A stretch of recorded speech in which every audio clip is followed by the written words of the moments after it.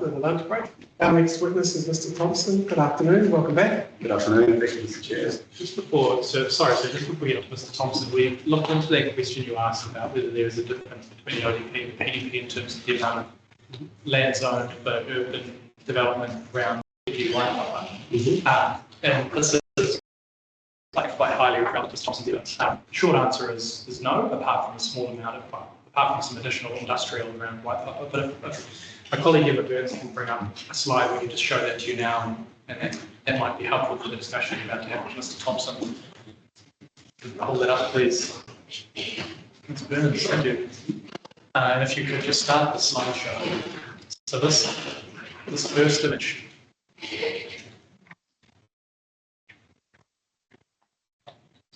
This makes it easier to flick between the two if we can get it on. So this first image is the operative district plan showing Kerikeri-Waipapa, and the core urban areas we've crudely highlighted in yellow to make them pop out, but you can see that it's in Waipapa and in Kerikeri. And then Ms. Burns, if you could flick to the next slide, even just in this view. It's high pressure, I'm glad I'm not operating it.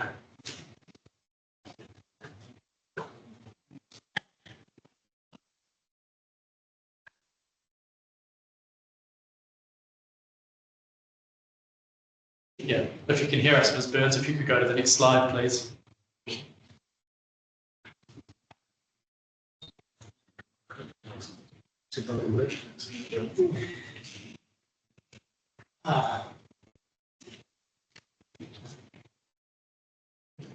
Your messaging. Is that showing for you all? No, we can't see the slide. We can see the screen that has the presentation.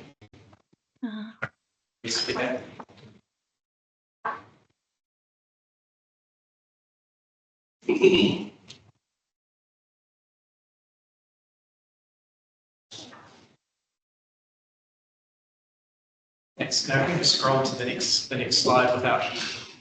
Yep, perfect. So we're in the same position. The change, but you can see the change predominantly is around the Waipapa urban area where industrial land has been zoned. If you could flick back now to the first one again, Emma, to just allow a quick comparison.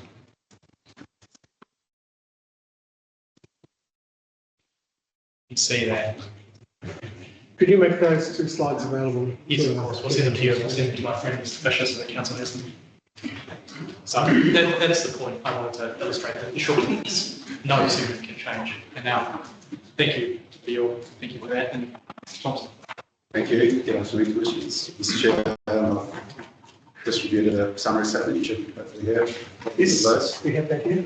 Just run through those and then have a couple of brief additional comments. It's quite a full summary. I'll just run through a few pages because there is a couple of pages in the appendix which I won't, so it's not quite as long as it is. So the main economic issue facing Kerikeri-Waipapa is the price of housing, both currently and under the PDP. At present, the new standalone household is 1.16 million. This is unaffordable for the average household, which is $71,600 per annum. This is lower than the national average of $97,000 per annum. In the medium term, around 35% of households will be first-time buyers, and around 40% will be retirees. These are both sectors that require affordable housing. The PDP and the PDPR does not rezone any additional land, as you've seen with the slides. However, it relies on more intensive development to meet future growth. This is an unconventional approach for a town that is expected to double in size in the next 2 decades. Just on that, when you look at the actual number of suburban houses that make up the core town, it's about 380 houses, and the majority of the houses around that make up Kerikeri's wide area are the lifestyle properties. So in terms of the rate of growth that Mr. Micklewith and I agree on, that will double the size of the suburban part of Kerikeri-Waipapa over the decade, and over the next 30 years it will triple the size. So just in terms of that central area of the town, it's quite a significant change over a decade and so forth. I estimate that under the PDPR, the average cost of a new house will be 1.1 million, and only 33% of dwellings will be less than 1 million, and they'll be in the $900 to $1 million range. However, I estimate that 87% of future demand will be for dwellings of less than 1 million, and on average, households will demand housing for 620,000. So that's based on the average household income and what they can afford, based on mortgage rates and so forth. The PDPR therefore does not meet future housing demands in terms of the type and price of housing that is in demand. It therefore also does not meet the FSUD and will result in worsening social and economic conditions for the community. As Matt has completed an analysis of the price of housing under the PDP and PDPR for the council. He concludes that the price of a new standalone dwelling under the PDPR will be 1.28 million, and it will increase to 1.68 million by 2035. I would suggest to the panel that these average house prices confirm that the PDPRs will not meet demand. He concludes that the PDPR does not provide a solution to the town's housing affordability issue, which also does not meet the NPSUD requirements, which is this quote from this evidence. The HBA identified efficiency challenges in the short and medium terms due to affordability. The PDPR changes the price points in brackets lower, but affordability challenges remain evident. The PDPR will support an improvement in dwelling affordability, but the timeline associated with this process is over the long term. So the affordability issue is not resolved over the life of the PDP. Under the ODP, the price of a new standalone dwelling has been on average 1.16 million. This confirms Mr. McElwee and my estimates are correct. All trend data and estimates therefore confirm that under the ODP and PDP, the average cost of a standalone house is over $1 million, and that this will get worse under the PDPR. Mr. McElwee's suggestion that high price of housing will be resolved over the long term by implementing the greenfield land recommended in the Spatial plan does not provide a solution to this problem. By 2035, Mr. McElwee estimates the price of houses under the PDPR will increase to 1.68 million. If this occurs, the housing issue will become intractable and difficult to fix, if not impossible. I estimate 85% of demand in Kerikeri-Waipapa will be for standalone dwellings. Similarly, Mr. McElwee concludes 90% of demand will be for standalone dwellings. However, he considers that housing affordability worsens, a high proportion of people will choose terrace houses and apartments.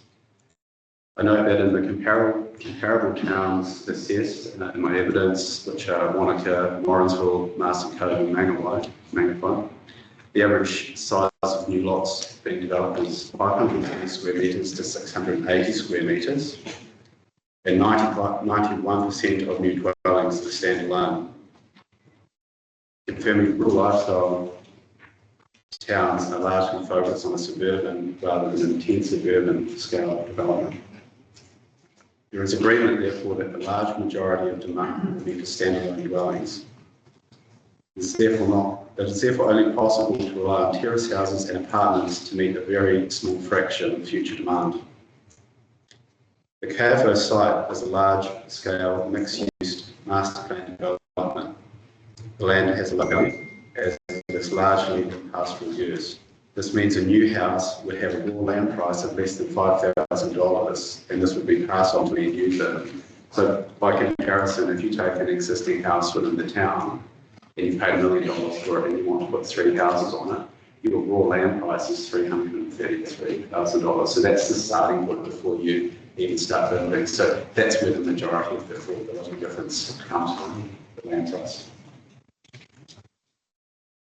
The scale of the development also allows economies of scale with lower costs in both lot and dwelling construction. So when you have 1,000 plus houses, the build companies can achieve a lower build cost per square metre, which is worth considering.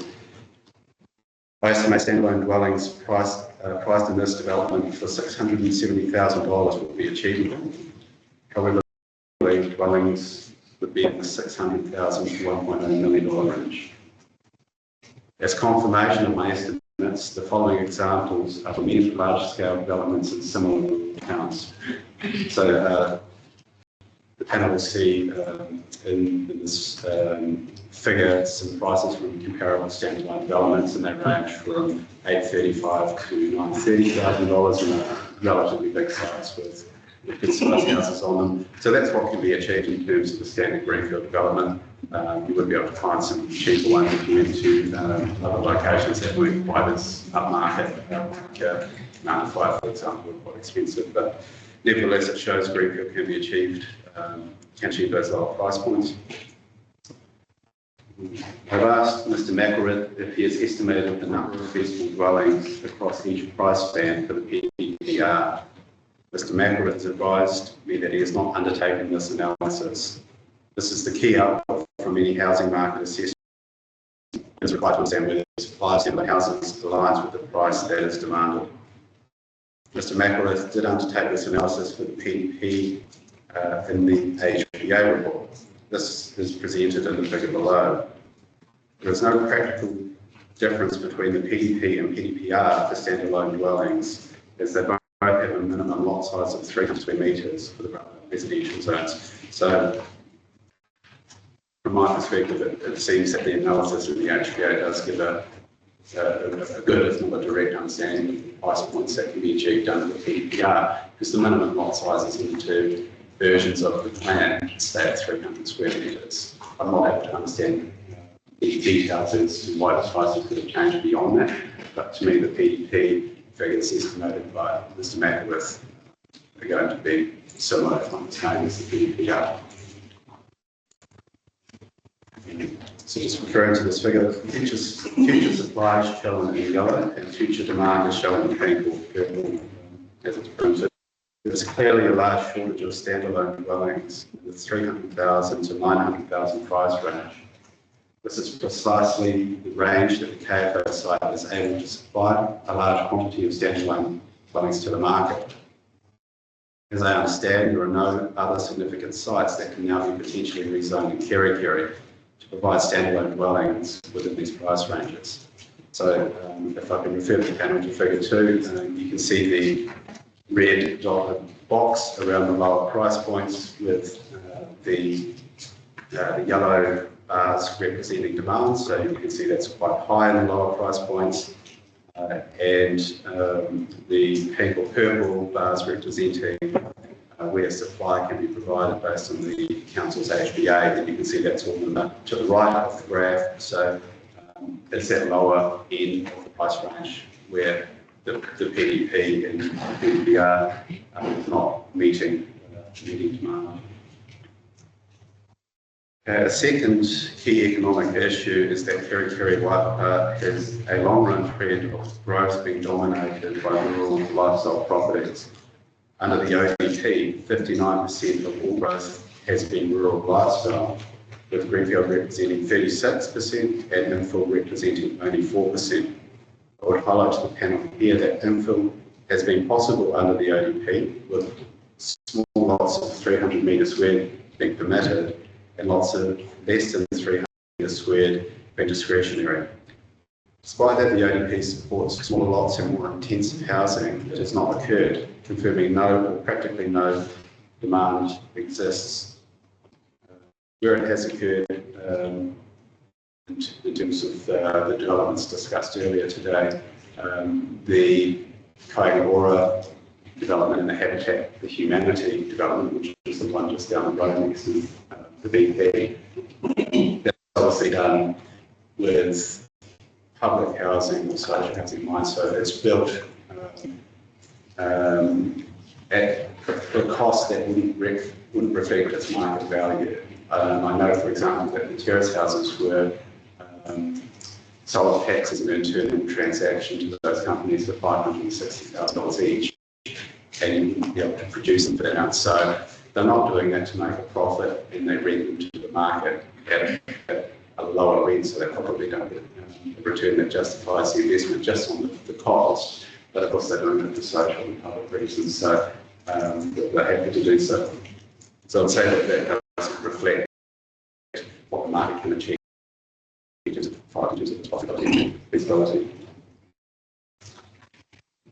This historic trend shows that aside from house prices, the big challenge facing the district plan is providing land use policy that incentivises urban rather than rural development. This is a matter of offering standalone houses that can compete on price.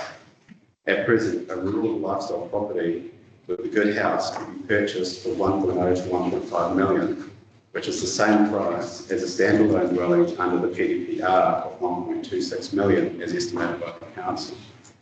Presented with this choice, most buyers continue to choose a larger lifestyle property. Note that there are 500 to 1,000 lifestyle properties that remain undeveloped around Kerikeri-Waipapa.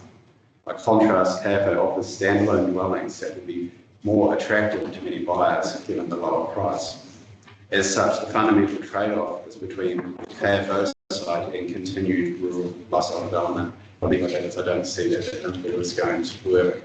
So I don't think it's KFO versus infill. I think under the PDP or the PDPR, you're likely to see ongoing rural lifestyle if there's not a suitable alternative.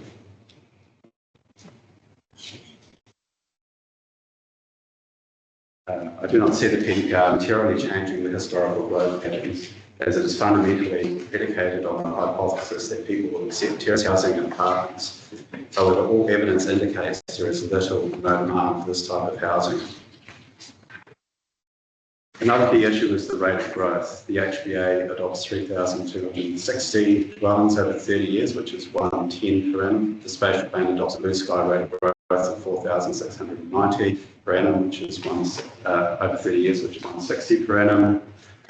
I consider a growth of 6,000 over a 30-year period, which is 200 per annum. These are all relatively high growth rates that will double or triple the size of the town over the next 2 decades. I've undertaken a study of whether greenfield developments increase the rate of growth in Kerikeri. This is included as attachment 1. This is based on a regression analysis of historic annual greenfield growth. It concludes that greenfield developments result in a 108% addition to growth. This is with regard to Kerikeri. If the KFO site is developed, this means it would result in 1,980 net additional dwellings that would not otherwise occur, which is the base of 1,830 multiplied by 108% to give the 1,980. I've completed a similar analysis with Queenstown, which concluded that new greenfield developments result in a net addition of 124%. This has an important implication for the rate of growth that gets you to Kerikeri-Waipapa, as the development of the KFO site itself will foster additional growth of 1,980 dwellings, which will not impact the rate of infill growth that is achieved. So, in my view, it's not infill versus greenfield versus rural lifestyle. This study is quite interesting. It shows that greenfield development is an addition to infill development. And when you look at the examples of the comparable towns in my evidence, you can see as soon as a greenfield development is added to a town like Wanaka or Manawatu, you immediately see a large increase in the rate of construction and the rate of population growth.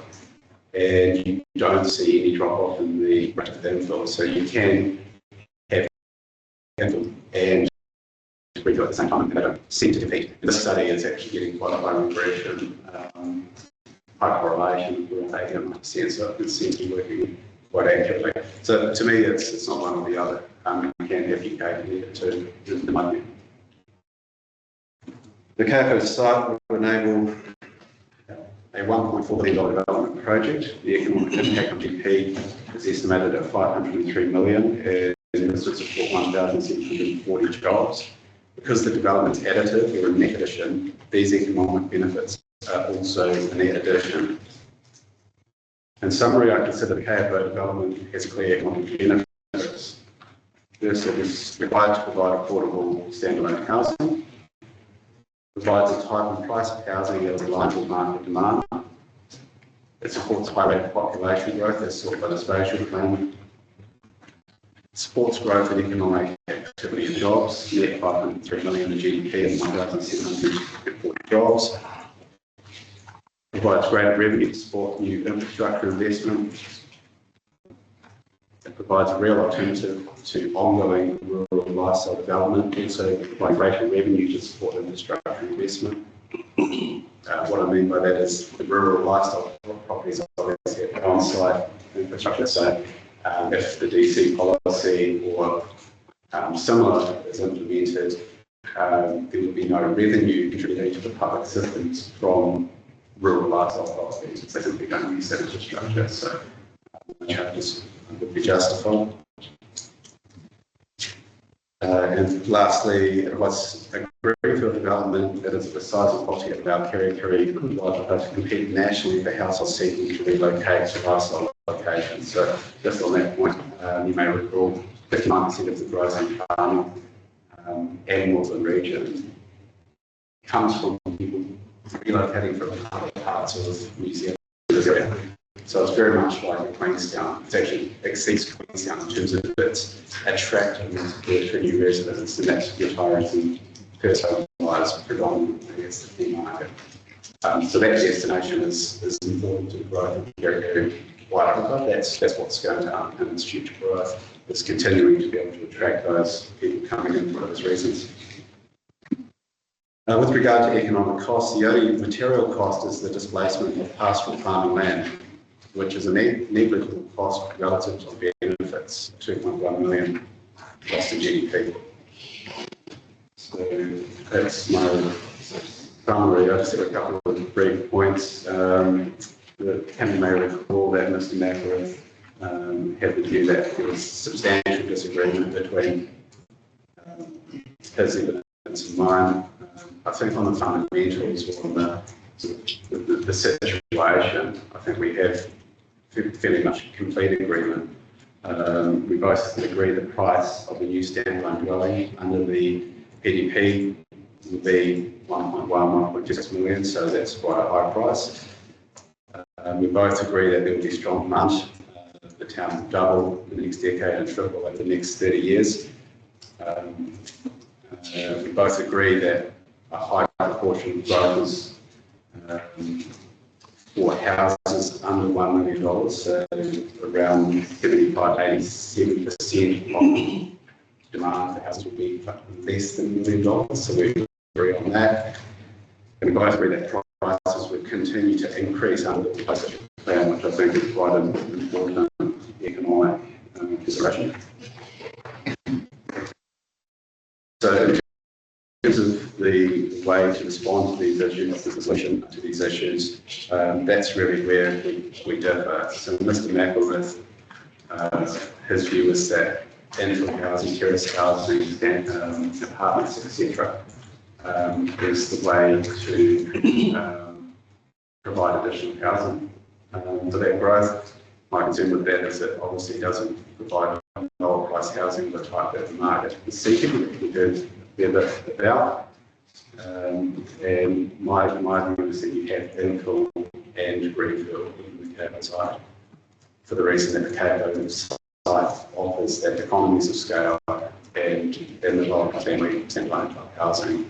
And beyond that, it would be a scale that supports its own infrastructure as well, because if you multiply 1,830 houses by say $20,000, $30,000, $40,000 per house, you have over $100 million to contribute to infrastructure. So development of that scale can really support its own infrastructure or a substantial contribution to the public system. So does that sort of analysis that you're giving now, would that apply to any greenfield situation?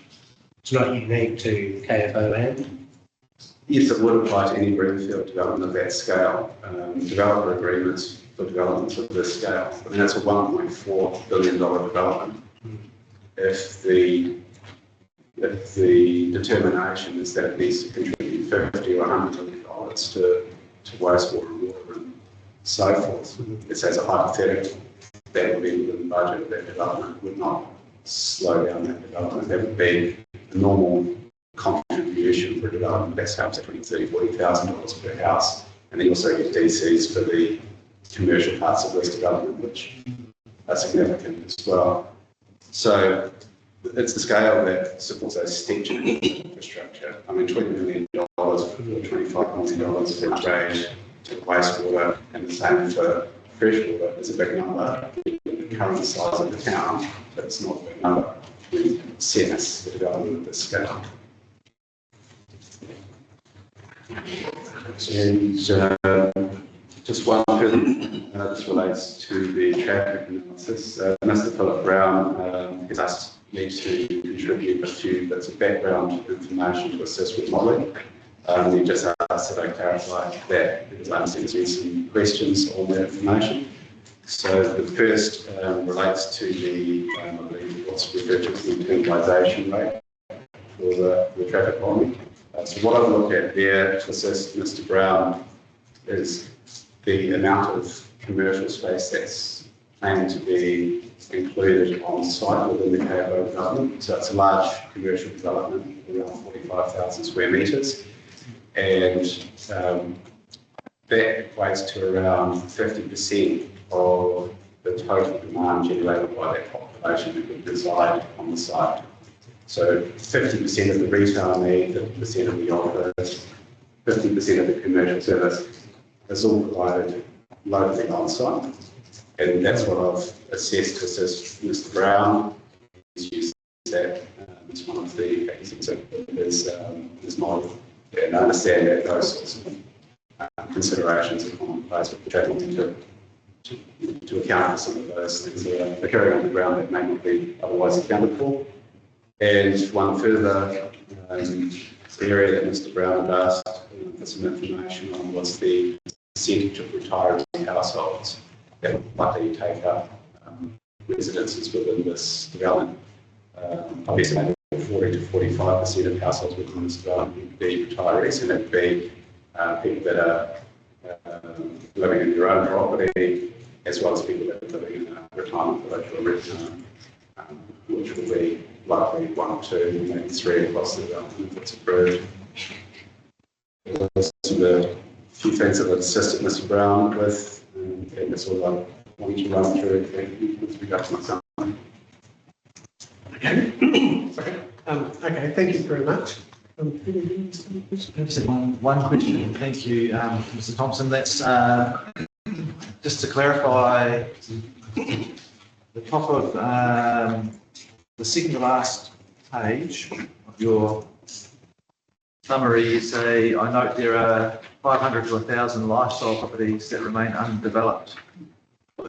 What do you mean by that? Like, are they vacant? We've got no dwelling on them at the moment, or are they subdividable? Yeah, just in terms of the properties that still remain, there's still a lot that have been subdivided. So they have a dwelling on them, but they're subdividable. Well, they could be like a property with one growing property with no dwellings, and they can continue to be subdivided into more of those properties. So,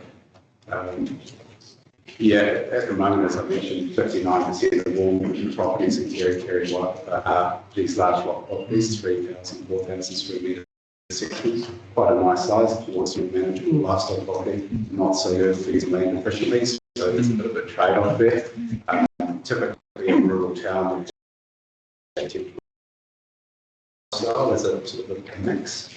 Having 59% is quite high. In saying that, it has brought a lot of people to Kerikeri-Waipapa because it's a nice lifestyle. So there's a bit of a balance there to account for there in terms of land use policy. Yeah, and as I've mentioned, I think the best way to, I guess, address that slight imbalance is to offer something that is a legitimate alternative, and that would be a standalone suburban house suitable for a family or a retiree household generally. At a price point that's going to sway them away from one of those properties. And $1.1 million buys a really nice slice of property, and that's the same price as a standalone house that the council estimate under FNDC. However, the KFO, say you get a family household for 700,000, you're actually presenting a legitimate alternative in terms of the price point for family or a household, the retiree household. So that's would that be your applicant or your submitter's approach to when you look at Kerikeri as a unit area, there's a lot of sites that are 2,000, 3,000, 4,000 square metres, physically capable of subdivision, absorbing a lot of the demand. Is that how you factor it into your work? You're saying if that's not going to be taken up, you're going to have that surplus of residual land potential, and you're basically going to offer an alternative. Absolutely, it needs to be an alternative that is not the same price. It needs to be a good family scale house for a lot of us. If you're saying to someone moving from Auckland to the farms, to Kerikeri, you can pay for a 4,000 square metre property with a nice house for 1.1 million, 1.2 million. That's kind of the price point. That's your option A. And option B is the PDP, 1.26 million, as estimated by Mr. McElrath, for a standalone family house. That might be a 400 square metre site. I say 1.1 million for something of that order under the PDP. You're not really saying to them, hey, this is a good house for you in comparison, because the lifestyle property is larger and glamorous, possibly quite nice to live on, and you won't drag you away from that option, which you can offer a house for a lower price point. So I would suggest it's hard to resolve that issue through land use policy if you were to restrict all the further subdivision to the residential zone, which is not something I've considered, but that would be the only other option to address that. But yeah, as I say, it's a lot of the quality of Kerikeri is on the back of those houses, because a lot of people come here for that lifestyle. But I would say it's a slightly unbalanced, and perhaps half of those people, or something of that order, would have preferred a suburban house option, particularly if they could save some money.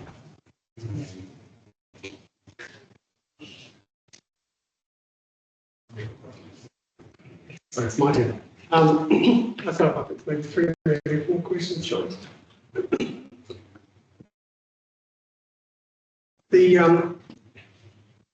land that's zoned general residential proposed district plan, have you done any sort of analysis as to how much of that is actually fully developed? Or are there a number? Do we know how many vacant sites there are? Do we have an idea of what capacity is in the zoned land? Just for clarification, so are you referring to undeveloped sites that in the residential zone? Yeah, that's right.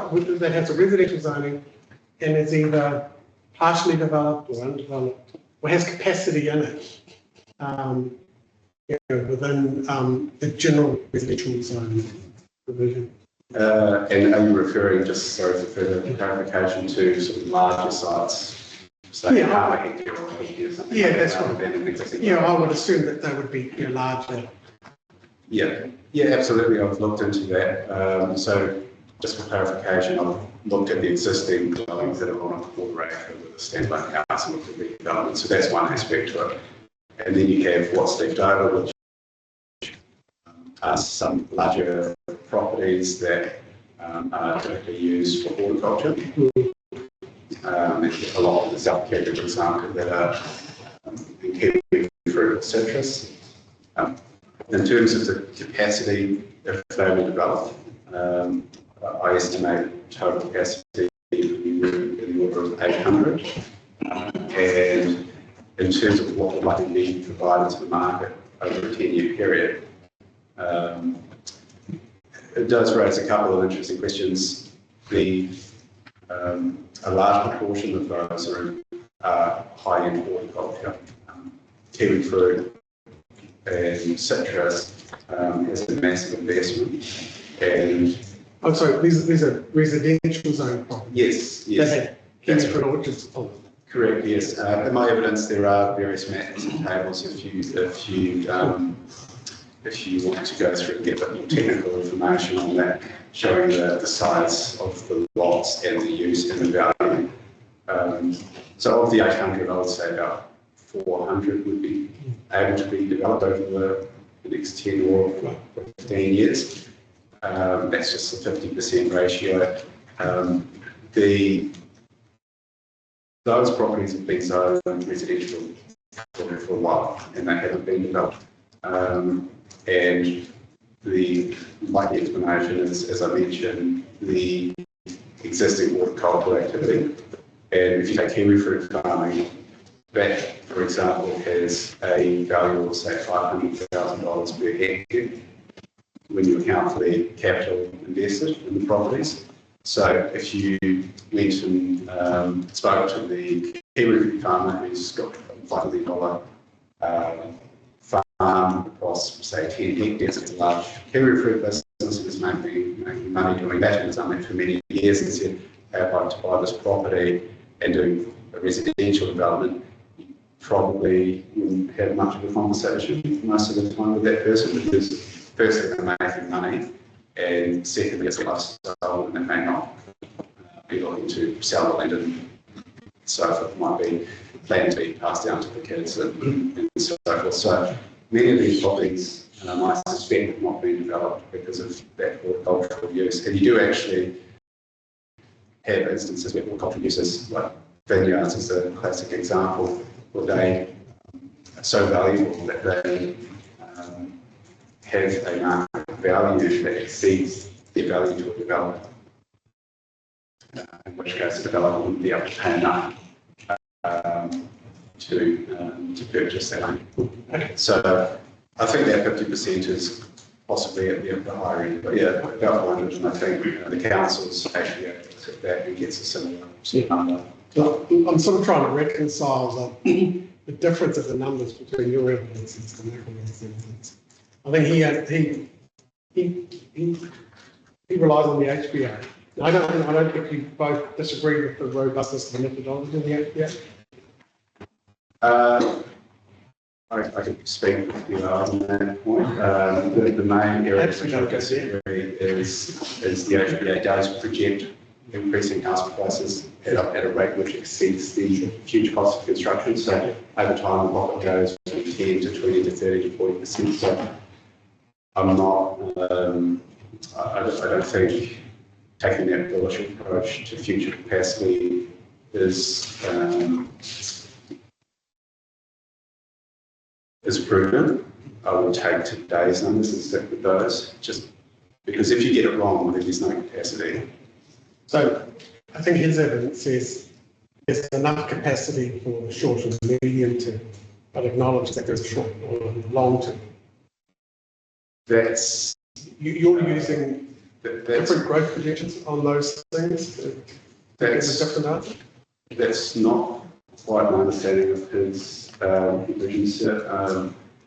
My understanding is he concludes that over the short to medium term, there is sufficient dwellings in terms of quantity, but they will be too expensive to meet demand. And Mr. Mackworth and I agree that demand has to be considered as a function of quantity and price. If you just say quantity, then you're essentially saying, well, the district plan can supply 5,000 apartments that cost $2 million each as a hypothetical, but there's no one that can afford that and wants to pay that, so it will never happen.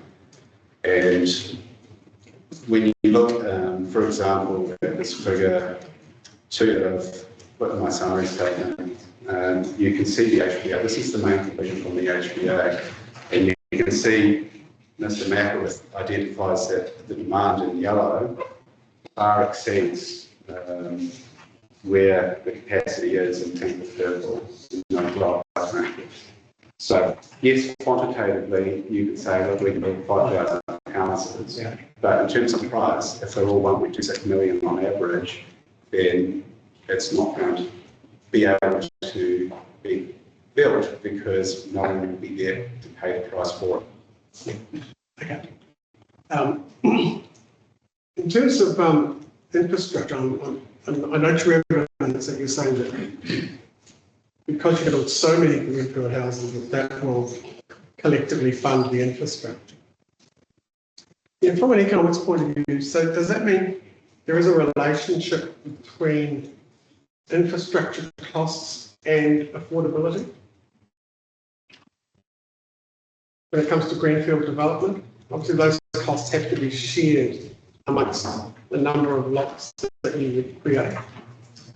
The affordability for greenfield development relates to the costs, the total costs that are incurred through the development, and then what the house will be sold for at the end of that, including profit for the developer of say 25%, which technically from an accounting perspective is a cost as well. Yes.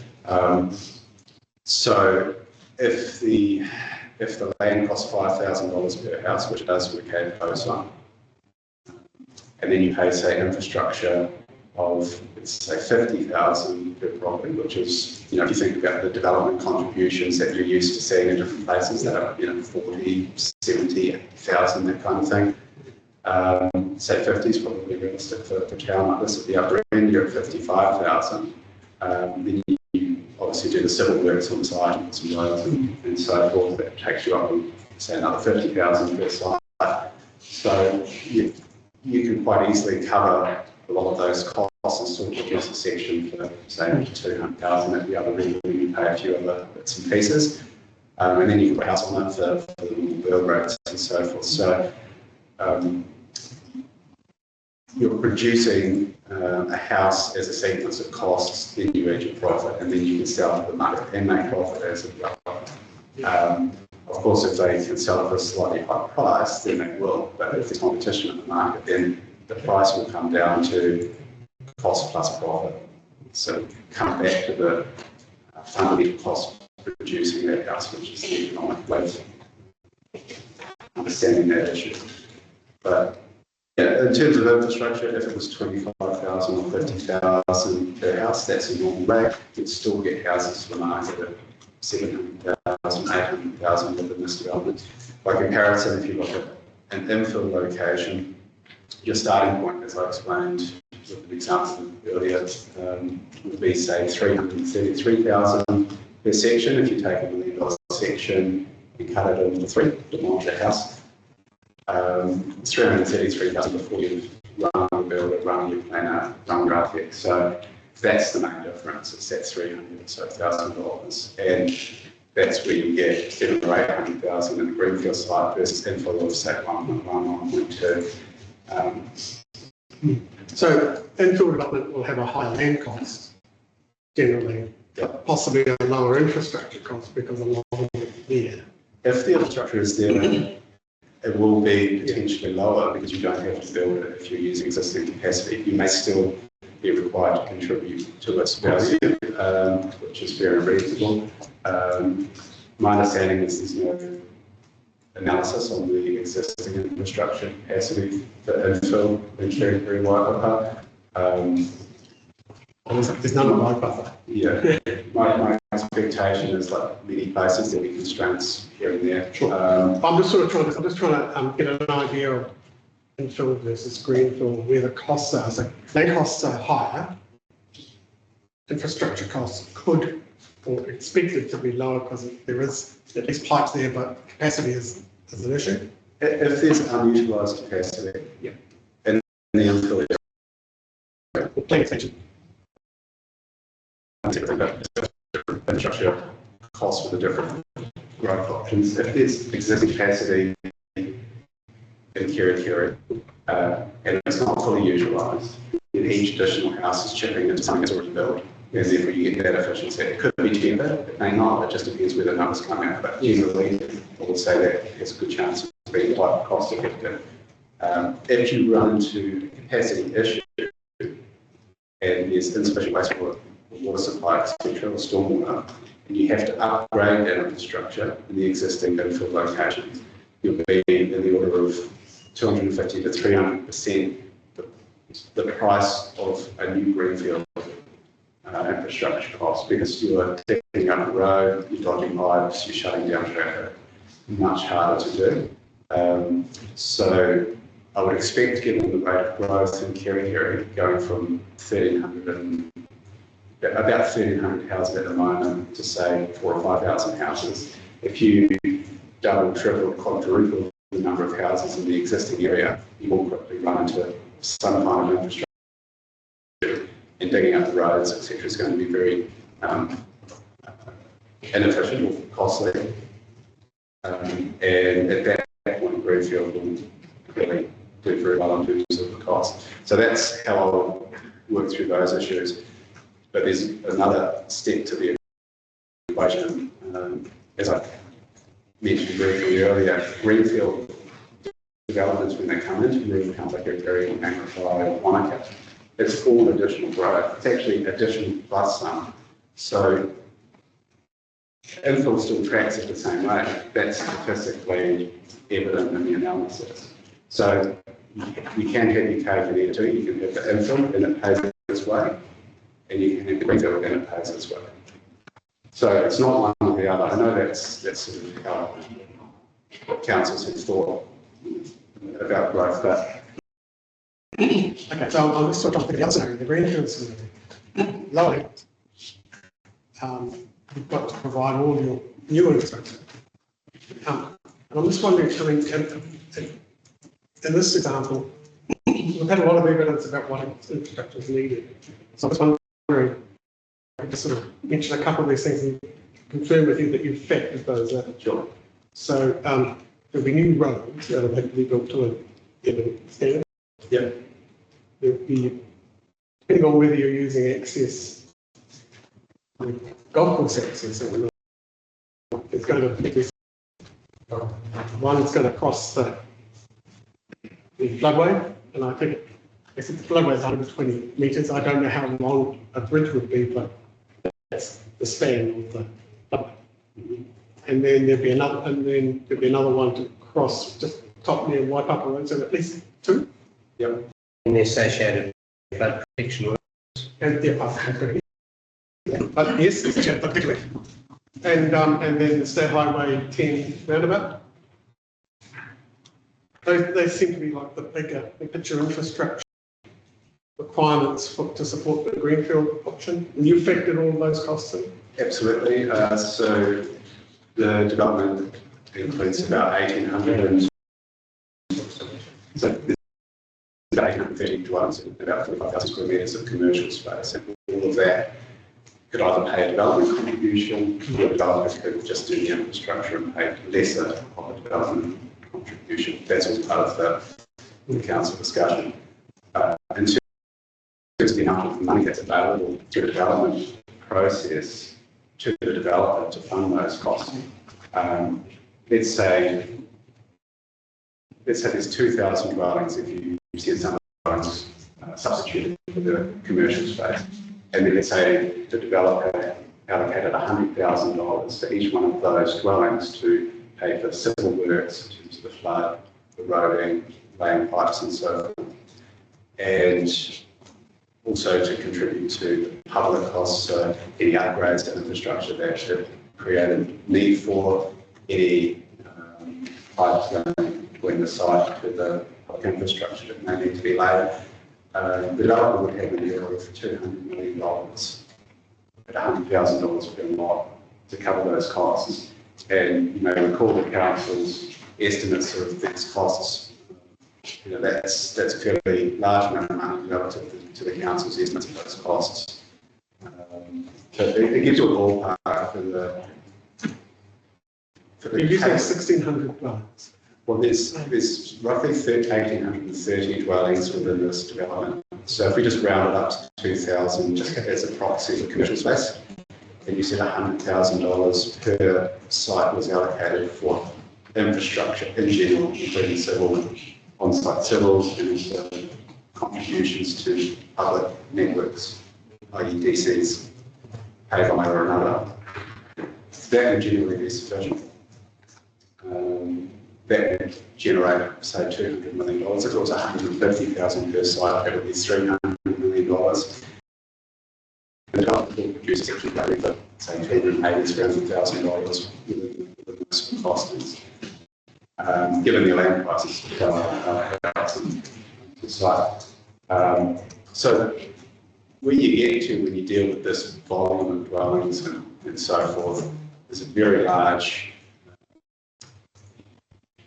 amount of funds that's available to cover the cost of big infrastructure upgrades, intersections, pipes to the main plants, upgrades to the plants. You don't get that same capability through incremental infill developments because no developer will sort of generate that in themselves. And even the smaller developments of, say, 50 lots like this one just to the north of here, that will generate money to cover any major infrastructure changes. But when you're dealing with big scale, they can turn around and say, well, we have our own on-site wastewater. These sorts of things come onto the table as an option when you're dealing with that scale. So my view is that roadside presents a solution to the infrastructure problem that Kerikeri has been trying to solve for quite a while. It hasn't really been able to do so because the lifestyle keeps sort of steering money away in the other direction, away from the public systems. Okay, thank you. Final questions with regards to commercial land.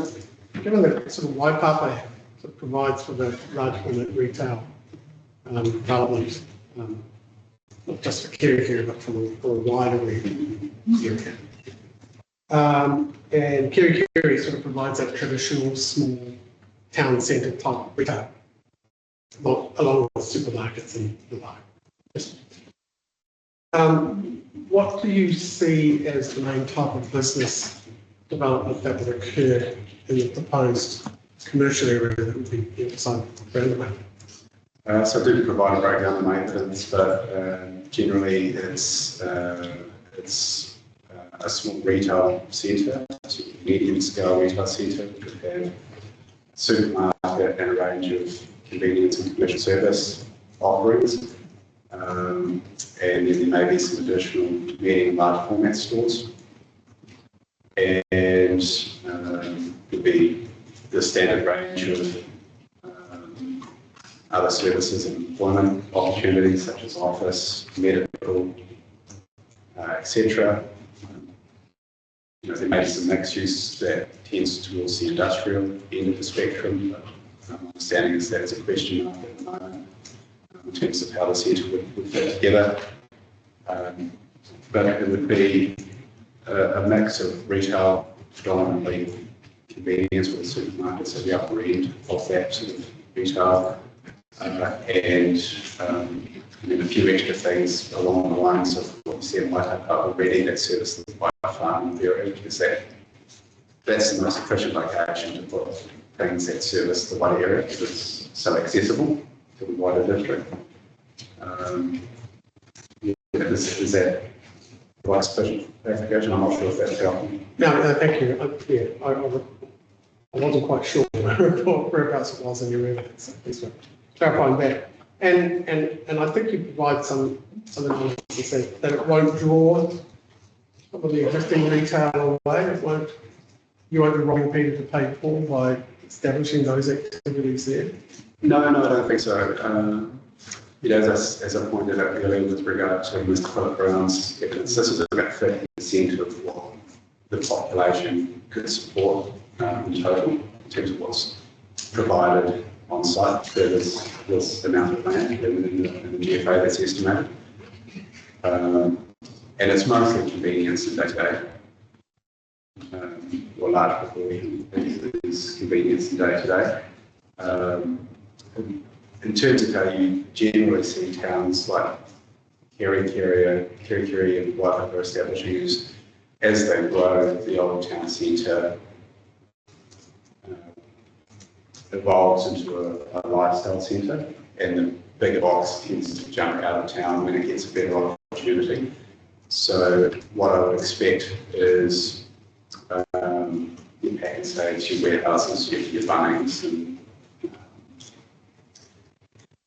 Harvey Normans, not Leamings, all your sort of medium and large format will gravitate towards Waipapa, some potentially on the KFO side, and Kerikeri will, the town centre will become more lifestyle, will still retain its countdown on New World because they obviously need to be local. The Rebel Sport, the Briscoes, those sorts of stores, if you have a look at those, they're in renovated industrial buildings. That good. When the market grows, I'll jump into it, but store in a western location that accesses the wider district. So you take Warkworth as a bit of a case study, you can see there's a large format centre or two, in fact, servicing a wide area, and the town centre is now more the lifestyle centre. And look, I did say last one, but I think I forgot one. If we were able to rezone the spatial plan areas, hypothetically, the Redfield area, spatial plan, D and E, how far would that go to addressing the capacity issues? Well, The hypothetical question. well, I can go a step further than hypothetical and analyse that scenario. My view is that D, E and F would be in total required to meet a 30-year growth.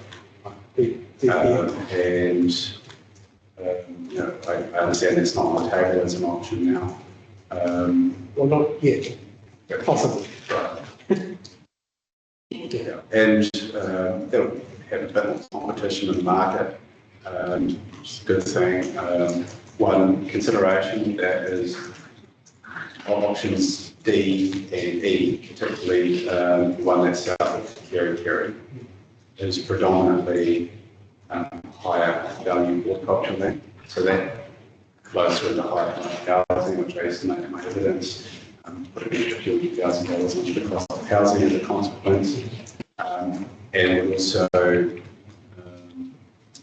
if you look at the size of the properties and options D and E, they're very small. We do a breakdown and maybe of that as well. Predominantly, say 5, to 2 to 5 hectares, 2 to 5 hectares. There's only a handful of properties above 10 hectares in options D and E. 4 or 5 properties above 10 hectares. So, if you're wanting to do a medium or large master plan development, you need 30, 40, 50 hectares, and it's going to be quite difficult, if not impossible, in D and E. So you'll get more of the nature of this one to the north. That's like that may slowly join up over time, and you won't get a master plan development that has on-site schools, parks, shops, etc., which is fundamentally different development offer. And I think if you're looking at something that continues to bring people into Kerikeri-Waipapa, you need that sort of standard. If you look at what's going into Mangawhai, for example, there's some master plan developments that have those amenities as part of their development. And that's kind of the expectation for a lot of buyers now, is to buy into a community rather than just a small subdivision that may or may not connect to another small subdivision. So I suggest with regard to D&E that that's something to think about. It's quite hard to master plan fragmented land, which I think is a planning concept that most people have thought through. Okay, thank you. Well, thank you very much for your evidence and your answers to our questions. Thank you. Questions for you, Mr. Hunt?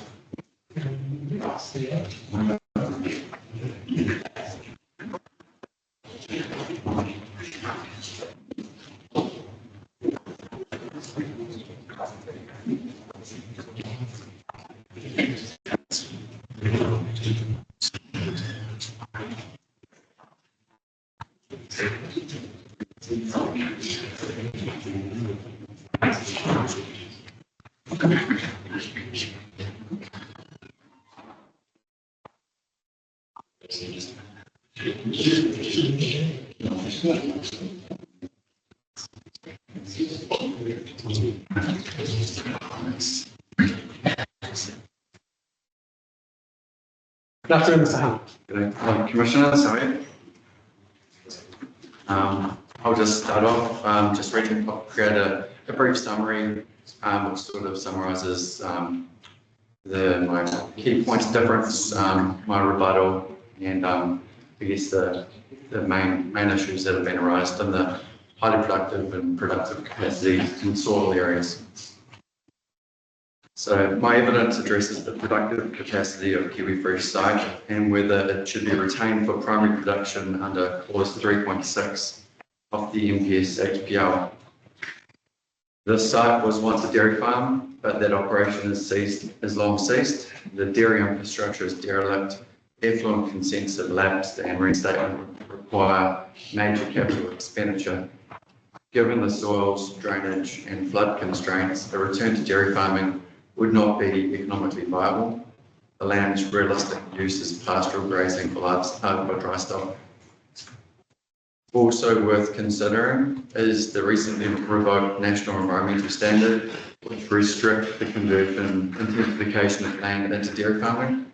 While this rule is not currently active, the intention was that regional councils would update their plans to incorporate this to improve national freshwater standards. While mapping shows a high proportion of LEC 3 soils, land use capability 3 soils, this overstates the land's real-world productive capacity. The detailed handmade land management survey and my site observations confirm widespread wetness limitations, imperfect drainage and flood susceptibility. The few better drained volcanic areas are patchy and interspersed with wetter hollows. In practice, this creates fragmented productivity and restricts cropping or horticulture. Approximately 45% of Kiwi Fresh site is currently identified within a flood hazard overlay. This area is periodically inundated, experiences prolonged soil saturation, and supports only low yield pasture during wet conditions. The risk of flooding severely limits the potential for capital intensive land uses such as horticulture, given the potential for crop loss, soil structure damage, and erosion. Investors in permanent or seasonal horticultural systems would view this flood risk as a significant barrier to development. High-value horticultural development would require both artificial drainage and irrigation. The Kerikeri Irrigation Company has confirmed that connection is not feasible. About 3.5 kilometres of new mainline would be required along State Highway 10, prohibitive costs. Without irrigation, the soil's moderate limitations and flood risk overlay make horticulture uneconomic and operationally uncertain. Dr. Hill's updated summary agrees that the new fine-scale HLM mapping better defines the site soils and identifies variability within the LEC 3S2 areas. He accepts that in part where soils are poorly drained, horticulture is unlikely to be viable, and that if irrigation is not viable, as confirmed, it would not be feasible anywhere on the site. Our principal difference lies in emphasis. Dr. Hill focuses on potential, that some of the well-drained smaller areas of Paingari or the Okahai soils could support horticulture if irrigation were available. My assessment focuses on practicability, that such irrigation and drainage cannot be economically provided, and that the risk profile makes permanent horticulture unattractive to investors. Dr. Hill also notes that approximately 82% of the site meets the MPS HPL definition based on the regional scale NZLRI mapping, while the revised HLM survey identifies about 73% when considered at a finer scale. I agree that both datasets are valid for different purposes. The higher NZLRI figure reflects regional classification for high-level analysis. The lower HLM figure reflects actual productive potential and distribution of soils. When compared with alternative sites, the Kiwi Fresh land has lower productive capacity than the southern and western sites, and similar to the southeastern site, suitability is pastoral grazing. All evidence shows that its best and most sustainable land use remains in pastoral grazing. If LEC 3 were to be removed from the policy framework as signalled by the current government, there would be no HPL on the site. Northland Regional Council identified that LEC 1 and 2 makes up less than 3% of the total land area. These are the soils with the greatest value for horticultural production. Therefore, the soils at the site are at the bottom end of the soils identified as versatile and ultimately will incur greater limitations and lower yields and profitability. In conclusion, despite being mapped as highly productive, the Kiwi Fresh site's drainage, flooding and irrigation constraints severely limit the practical productivity. The land does not function as genuine, versatile or high-value horticultural soil. Rezoning it for urban purposes would provide needed development capacity while resulting in minimal real loss of productive capacity. The rezoning sought is consistent with the clause 3.6 of the MPS HPL, addressing a shortage of development capacity, ensuring the minimum extent of HPL loss, and supporting positive environmental, social, cultural, and economic outcomes. On this basis, I consider the rezoning of the subject site for urban purposes to be both justified and appropriate. Thank you. Just one question. Did you watch the presentations yesterday? Did you see Mr. Hill? I did. Dr. Hill, sorry? Yes. I think right at the end of his statement, he basically said, Mr. Hunt indicates in his rebuttal evidence that irrigation is not available in the Cape site. If so, I agree, based on the soil characteristics aligned that WC 3S2 would not be available for horticulture. I remember earlier today I asked Mr. Brownlee about irrigation. Yeah. It's a matter of it's not irrigated, or currently not irrigated, and whether it can't be irrigated. Yeah. And I think his response was, could be, but it's too expensive. Yeah. Is that your understanding? Yeah. That it's feasible, well, it's possible to irrigate it, but under the current economic conditions, it wouldn't be economic to do so. Yeah, Is that right? That's right. Like, no, none of my evidence I've said it's not available. There is water available, but it's to, for the site, it's a large area. To make it worthwhile, you'd be wanting to provide a reasonable amount of horticultural land use. Yeah. The network of water, the main line is, when I spoke with the Kerikeri irrigation, it was to tap into it, you'd have to get the capacity required, you'd have to go 3.5 kilometres from the site.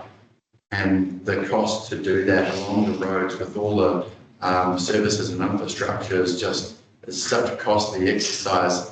And I guess if the soils were at the very upper end of that versatility, I think that's probably where you might think, I think this would be worth the punt and I'd get my return, because you're going to have a top end soils and you're going to get top end production. But with this site being at the lower end of that productive sort of soil suitable for horticulture, to go and invest such a significant amount of money to connect to that water main makes it unfeasible. So, there is an irrigation system in that general locality. Do you say it's 3 kilometres away to connect to that? Yeah, the main line is 3.5 kilometres away. So when I spoke with the irrigation guys, it was on the corner of Waimate Road and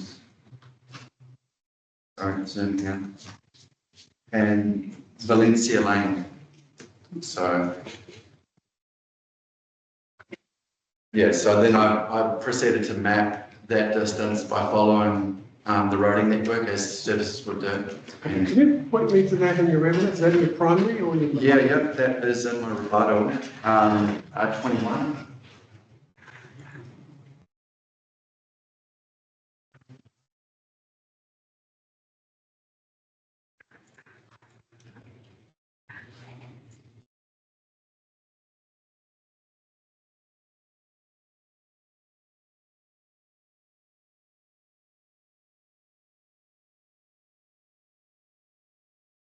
Paragraph 2 or page 3? Paragraph 21.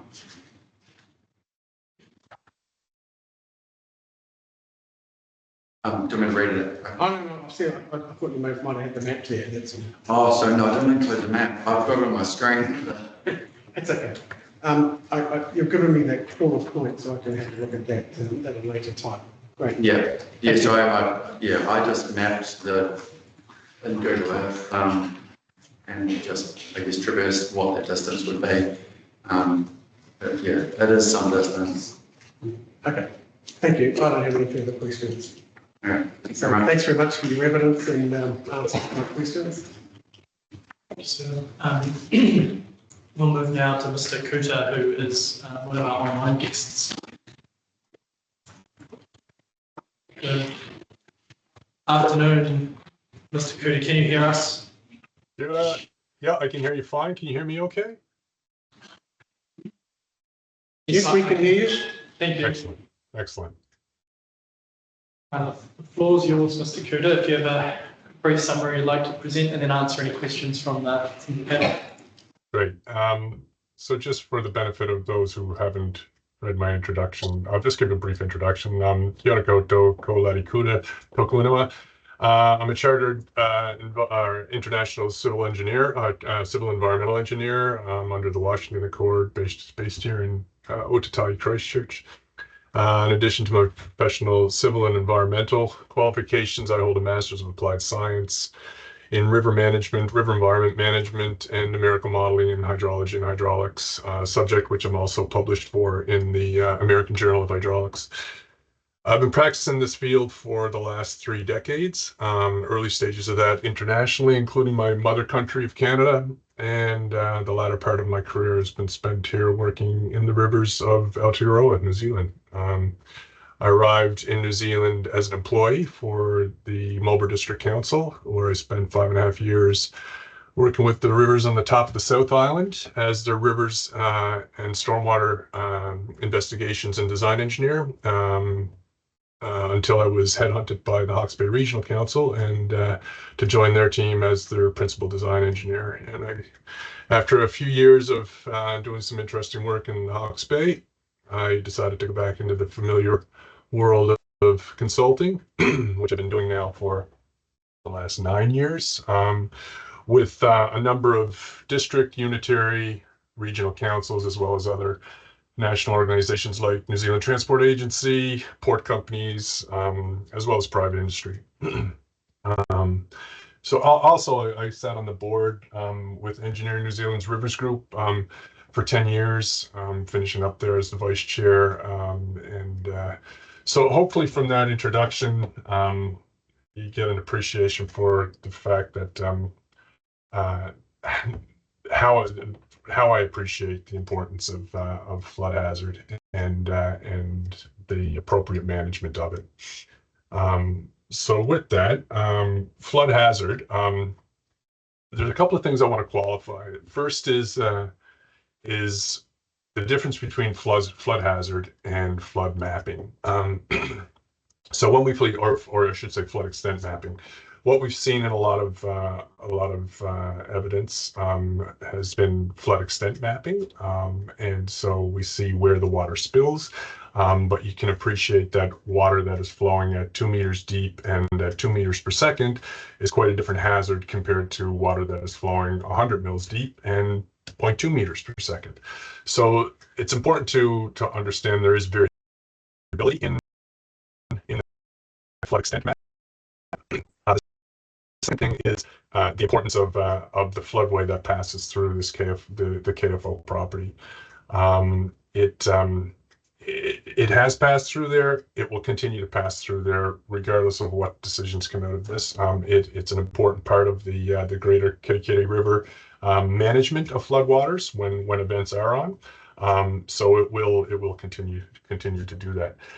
The KFO proposal is not disputing that. Rather, it seeks to to formalize that floodway and making the primary corridor the main conveyor of equal floodwaters coming into the property and exiting the property. So another important part to stress there is that when we talk about formalizing that floodway, we're not talking about constricting it to a small corridor. As we've seen throughout the development of New Zealand. We have a lot of situations in New Zealand where our schemes have been kind of started out in early 1900s, even late 1800s, and with not the knowledge and the techniques we have today as far as understanding hydrology and hydraulics, and being that we've created these a lot of schemes around the country that have actually introduced more hazard than what was there previously, as we've seen with situations like Edgecombe, situations like the Hawke's Bay with Cyclone Gabriel, and then the floods of Auckland. I mean, with best practices and, like I say, those techniques that we have today, those being put into place with regard to the design, then we end up with developed situations that are less impacted compared to ones that did not have that rigor and ability to understand the way we do today. So so again, like I say, the KFO proposal is not proposing to create a floodway. It's proposing to recognize and formalize the existing one, that the one that exists mainly in the primary corridor of that floodway. And so creating an equal water in, equal water out scenario.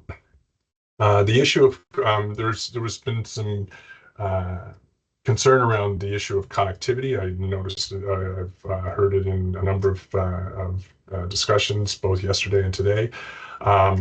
So with regard to the northern part of this property, being somewhat of an island between the Kerikeri River and the floodway itself, the connection, what's in the plan with regard to point D to point A, or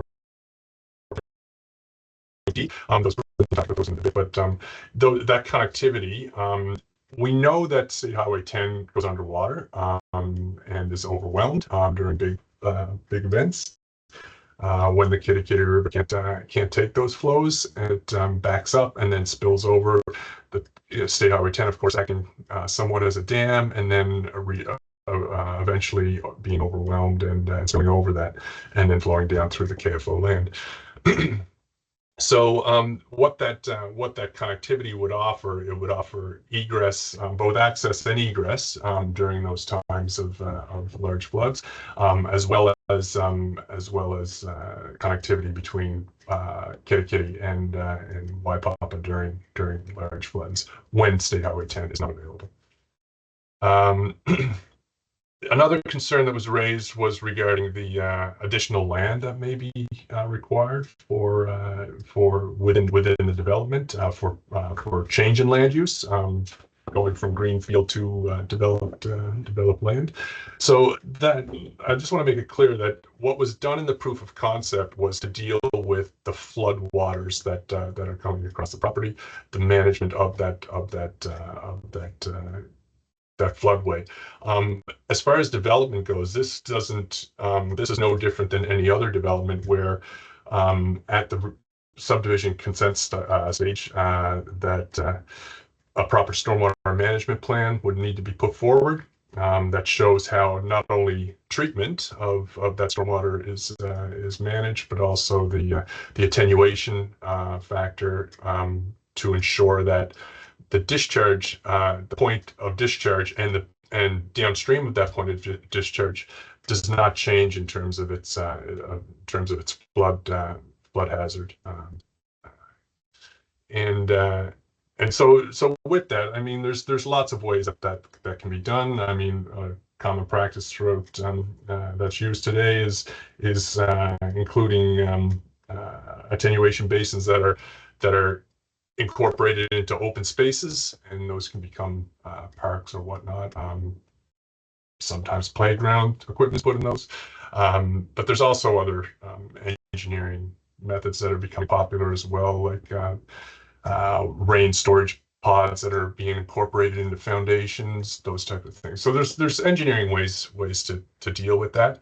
I'm not disputing that that land on the developments that is earmarked for development wouldn't require some of that integration of, like I say, attenuation basins or whatnot that would be incorporated into open space. The other concern, and is definitely a topic, is the over design event. So let me just back up for a second, and with regard to the proof of concept.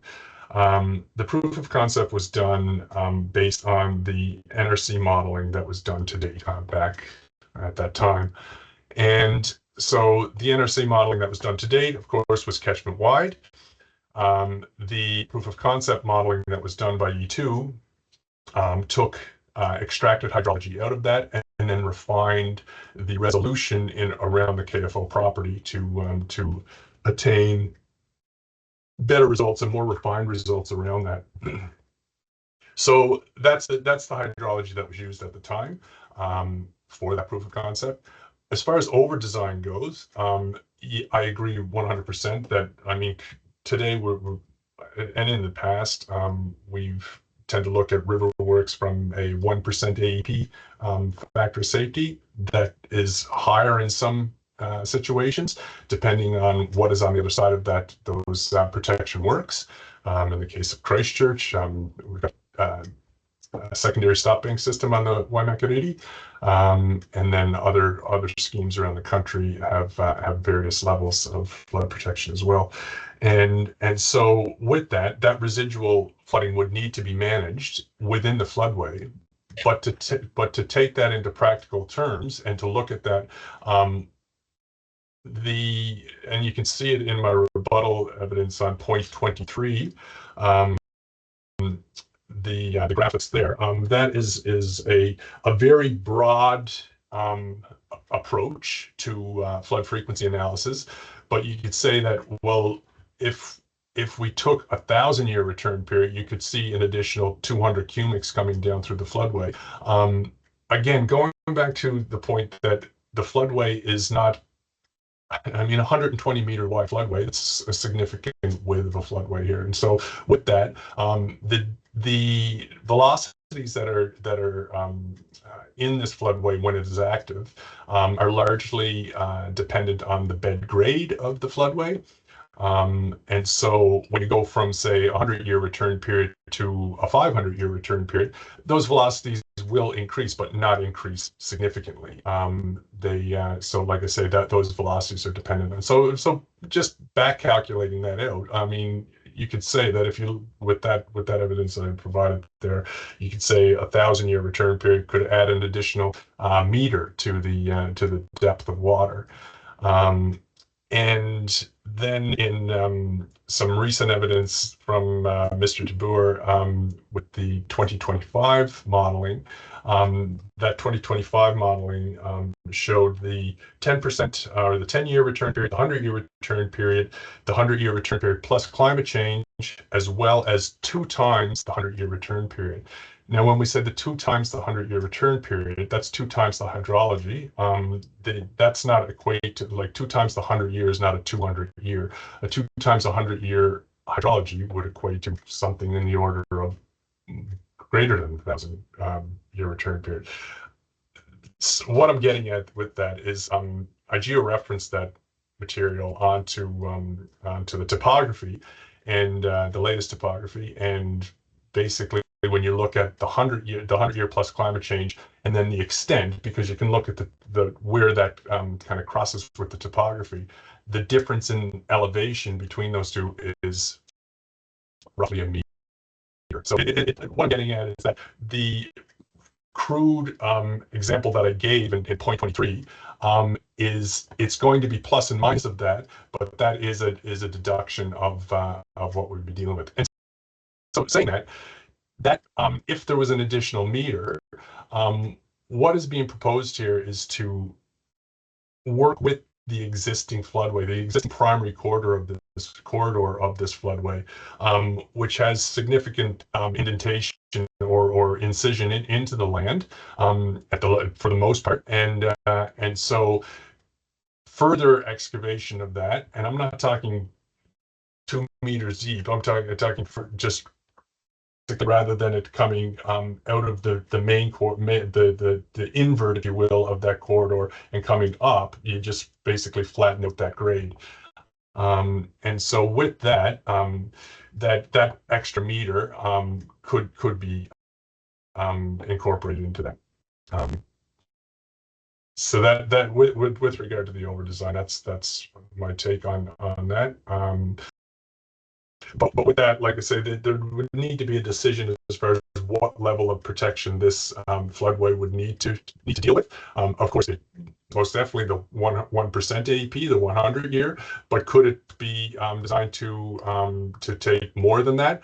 Absolutely. There's from a practical point of view, we're not talking about going and changing the recess from say 1 meter to 5 meters. It's a slight recess to accommodate that, because with recessing the floodway, if there is, like I said, going from that invert and taking some of that land out to flatten out that floodway, that land is not going to be carted away. It's a cut fill exercise, and so that would be put on the adjacent land, which would of course take that up, which increases that level, of course.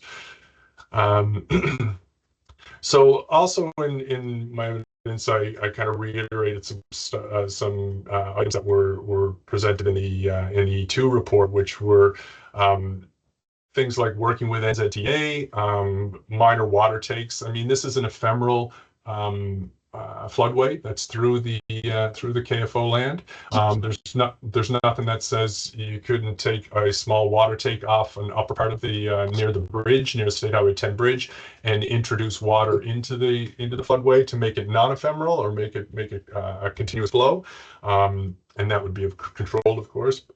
Again, but so on the water take, there's also a mention of a hydro scheme. There is a 20-meter waterfall here, so there's head that drives that. Those are opportunities. They're not necessities. What's the necessity here is that we've got a major floodway traveling or that passes through this land. Can this floodway be managed practically from an engineering and civil point of view? And that's where I believe it can. But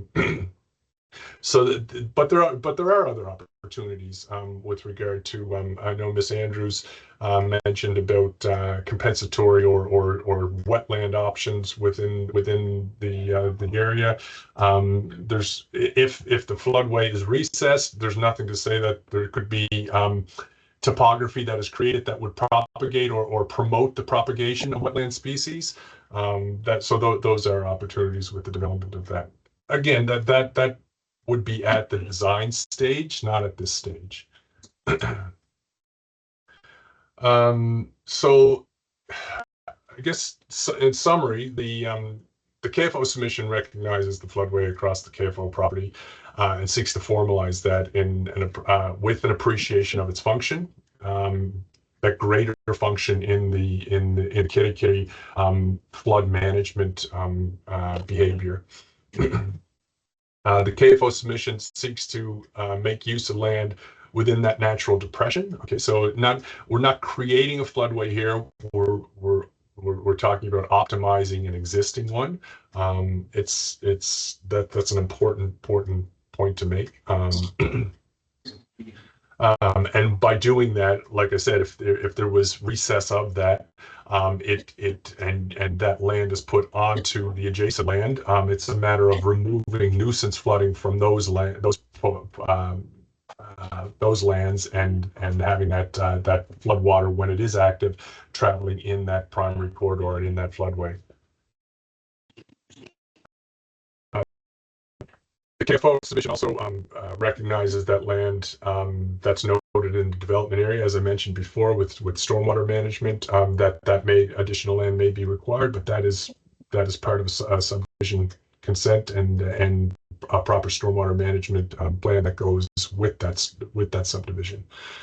And any access across both the floodway, I mean, crossing the Kerikeri River, of course, any access and crossings of those waterways, they would, of course, need to be designed for the flood conditions, and they would need to follow proper design and regulation, such as like the New Zealand Transport Agency bridge design manual and whatnot. So that would need to be again at the design stage to ensure that that infrastructure is properly designed and able to cope with what this environment has seen in the past and will see again in the future. And then of course other NZTA, other possibilities like the NZTA situation with State Highway 10. I'm working at the top of the south right now with some issues with flooding that happened back in June, and it's on State Highway 63. During the Kakota earthquake, that was the main road, and we only know what we know, or sorry, we don't know what tomorrow will bring, and that infrastructure, those highways, they are lifelines in those situations. So there is an opportunity with NZTA to, because the water is with the floodway, with a formalized floodway, there will be drawing of that water when it is active into that. There will be opportunities to do that with culvert systems through State Highway 10 or different things like that. However, as it currently stands, with it overtopping that draw of water into the primary floodway can be done on the capable land. So it's an opportunity rather than a necessity. And that goes with wetlands as well. I know there's was mentioned yesterday with regard to this property, and it's not including any flood protection for other areas within the Kerikeri catchment. This proposal is to deal with the floodway that is across this land.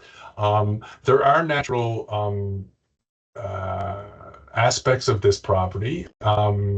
Once you come down over the waterfall, there is some natural topography that's there that would favor attenuating some water. I'm not saying that it would clear up things for the 1,000-year return period, but with regard to some of the flood hazard that does exist downstream, particularly in places like Peacock Garden Drive, there could be some attenuation that is incorporated into that. There are wetlands in there, so of course that would need to meet NPS regulations with regard to those classifications. But again, there's opportunity there to be considered. And again, it's opportunity, not necessity. The main thing here is that equal water coming into the property, equal water going out. Flood hazard is maintained around the property, and can that flood hazard be managed within this corridor? So that's those are my summary topics. I did want to raise one general point just in regard to what I see here is there isn't not a building of a floodway. There's natural topography here that is a primary corridor of a floodway, and there's one property owner here. One of the jobs I'm working on up top of the south right now is the rebuild of a floodway that was designed back in the 1950s. It blew out in this June, and so when that was designed, it didn't have, like I say, things were done to the best that could be back then, but the techniques and the information we have and the sciences we have today, the tools we have today with regard to modeling, and applying, not taking that verbatim, but applying proper factors of safety on top of that, engineering factors of safety on that, we can create a scenario that will withstand what the environment will deliver to it. So again, the situation up north is now downstream of this site. It's not one property; it's multiple properties with different lifestyle situations, farming, verticulture, whatnot. And so trying to do something in that situation is quite a challenge. So I see that. I guess what I'm getting at is that I see that as an opportunity here. It's a challenge. There's definitely some civils in that to do with regard to this, but the lay of the land lends itself to it and favors it. The recessing that would be required is quite shallow to draw that water in. So there is an opportunity here to formalize the floodway that is going to continue to operate in this environment, but with regard to how it behaves now, it's somewhat uncontrolled. Having it controlled in a formalized floodway, and having the proper designation over that going into the future just provides that more certainty in terms of its long-term behavior and operation in the environment. Yeah, thank you, Mr. I'm going to interrupt you. We have 6 witnesses to go. Yep. Provided us quite a good summary there. We have read your evidence. Great. I think I'd like to move us into some questions. Sure. Ready? Yes. Yeah, just one question, if I may, sir. I think it's a fairly easy response, but you're saying that a lot of the detailed work will be left to a later stage, to what I guess colloquially is talked about as the resource consent stage or the like. Are you confident that you've done enough work that it can be left to that stage and all the inherent risks with flooding and flood management can be addressed then? Yeah, I am confident that like I said, the floodway that has been put in the proof of concept that I've reviewed, that is 120 meters wide and flowing at 1 meter deep. So with that, recessing that in is doable. I know there's been some discussion with regard to the interception of bedrock or basalt. So that from what I've been told so far and what I've been notified of is that that is in the range of 2 meters. So we wouldn't be talking about going down to that depth. So, and again, with that recess, it's really majorly like I say, the floodway, that primary corridor is mostly formed for the whole thing to its termination or its discharge point over the waterfall that's on site that you'll see when you go to site. It's just that upper part where you need to draw that water in, and when I say draw that water in, that water for the 100-year return period is flowing at roughly there's ponded areas that are deeper, but the flow, that sheet flow that's going across is in a more order of 300 millimeters deep, and so dropping that down so that draws into that floodway is in my opinion achievable in that meter recess. And so I do see it as from a practical engineering point of view, achievable in this environment. Yes. Thanks. Yeah, thanks. Thanks, Mr. Cooter. I've just got 2 questions of you, and I don't know if you've got the precinct plan from Thomas. I do have it up here. I just wanted to ask you about your explanation about the floodway through the middle of the property is really helpful, thank you. But also we've got this hatching around the northern extent of the site, which is adjacent to the river. What sort of works are you anticipating in that flood-prone area overlay? Yeah, not much, to be honest with you. That is higher land, and as you'll see in Mr. De Boer's evidence, where he shows the latest flood modeling results, a lot of that land is dry land during those design events, so I wouldn't envision much being done there. Again, going back to the floodway, if this is recessed and formalized with the proper factors of safety on top so that you get down, I'm not talking about design like this being designed for, let's say it's designed for a 100-year return period, it's designed to that level. You're allowing for freeboard within that as well. So recessing that and any material that is excavated in order to do that recessing, that would be put on top of the adjacent land, and so that could be filled over around that area potentially, but it'll be a matter of a cut fill exercise for that. Okay, thank you. My second question is the area in the eastern portion of the site, which has got a hatching over it saying proposed area of large lot residential. it's in an area of really low lying part of the site. Is that got a potential to flood that area?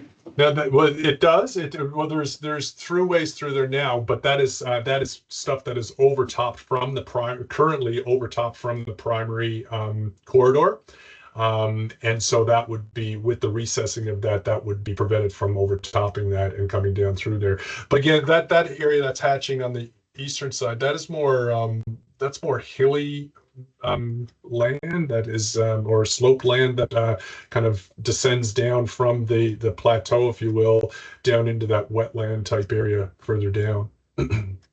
You don't see that as a problem being, zoned, well, provided for a large lot residential in that area from a flooding point of view? Not with the main corridor put in, no. Okay, thank you. That's all I think. Great. Can I just say though, with regard to this is not something to, and I hope I conveyed it in my presentation, but there's significant design to go into this and rigor to go into the making sure of this. So with regard to residual risk, for those super design events, the floodway itself, having that being able, if let's say in the situation of PMF, a probable maximum flood, then having those corridors, following the lay of the land, of course, but having those corridors through the roadways to kind of guide that so that it's not going through houses, that would lend itself to that. And that would eventually, because that is descending down through that area, that would need to be included in that residual planning as well.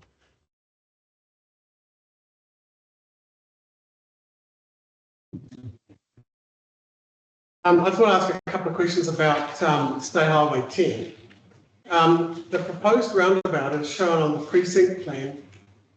Where does that fit with regards to areas that flood on State Highway 10? Is that So currently there is land that floods there. However, with the you can see the designation of the floodway there. The reason why that kind of juts the general width of the floodway then all of a sudden near State Highway 10 gets quite wide. That's that draw in or that recess to draw water in. And so with that drawing of water, that would relax that area around the roundabout. Right. My experience with NZTA is if they can get applicants to do other works, they'll usually try to encourage you to do it. Absolutely. Have you engaged with NZTA with regards to some of these flood areas? Not with this project, no. No, okay. Have they indicated that other parts of State Highway 10 might need some further work, i.e. lifting it out of the floodplain? Not to my knowledge. But again, the fact that what has been proposed in the KFO submission is making things work in the primary corridor with other things happening as they currently do. So that is State Highway 10 being overwhelmed. If State Highway 10 was to be any works were to be done, then it would make sense to work that into this project to make that to help ensure or reduce the flood impact on that highway. And are there culverts along there that transport water from one side of the highway to the other? Currently, the highway acts as a weir. Yeah. So basically, it hits the western side of the state highway. Yep. And then just literally flows over the top. Exactly. You can imagine with the hydrology, when we start to get into that 10-year plus the 50-year return period, the bridge that goes beneath State Highway 10 at the Kerikeri River, it just doesn't have the capacity, and so water starts to back up, and we've got water backing up behind the state highway, and then eventually combining waters from the upper catchments, they eventually get to the point where they just spill over the highway. Okay.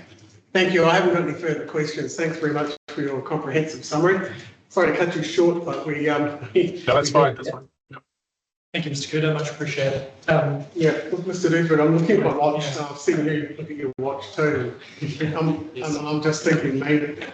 I'm also looking at the timetable tomorrow. Yeah. So with the next two witnesses, I think just straight to questions from Ms. Barnett and Mr. Evans. Yeah. I mean, I'm assuming that you're happy to go a little bit later if we need to. Whatever is required, and I'll speak to the witnesses if you want to have. I don't want to cut anybody short. Robert, a really important thing to address here. And we've all been trying to limit our questions to just the ones that we really need answered. And I was looking at tomorrow and I'm struggling to find any room in there because we've got some quite big submissions tomorrow. No, that's quite fair. I think I'll speak to the witnesses and I'll try and ask them to keep That's it as focused as possible. I mean, we can leave time for questions. Yeah, I think we can. I was going to say, does anybody have any issue with going after 5 o'clock? If we need to. I think we've got a general childcare issue. Okay. Thank you. What is Fox on? I don't think we'll have an afternoon break with this. People months. Yeah, that's fine. We'll have Ms. Barnett come on and that's okay with you, sir. This is Ms. Barnett. Ms.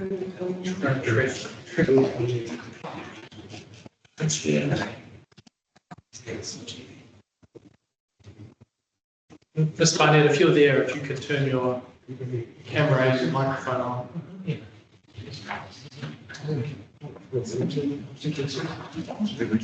Oh, look, I don't think we have any questions from the economists. Okay. I mean, we don't think it's a really, really pressing issue.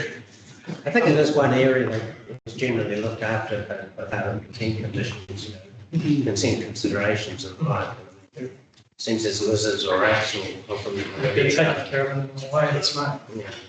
And I think really the issues in contention are how much information do you need to rezone land and how much can you leave for a resource consent, and that's a common thing for a number of things, and I think we're aware of that. Okay, well, yes, no, well, very happy. So Very happy thank you, Ms. Barnett. thank you, Ms. Barnett, for sitting around waiting for your turn. Sorry, that's probably quite anticlimactic. We probably do need to hear from Mr. Ellis. Yes, so Mr. Ellis, if you're there, if you could please turn your camera on and your microphone. I mean, if you could just give us a 2 minutes, I think that's good. We don't want to cover it completely. No, and I don't think there's much that he really wants to cover. Something's going wrong. Yeah. I'll just put a message in the chat.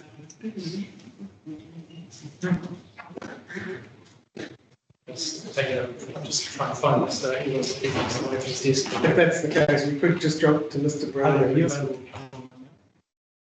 Thank you. Please switch your camera in there. Michael, thank you. Yes, it's just coming right on now. I'm going to move to the transport engineers for who I assume will be a little bit hopeful.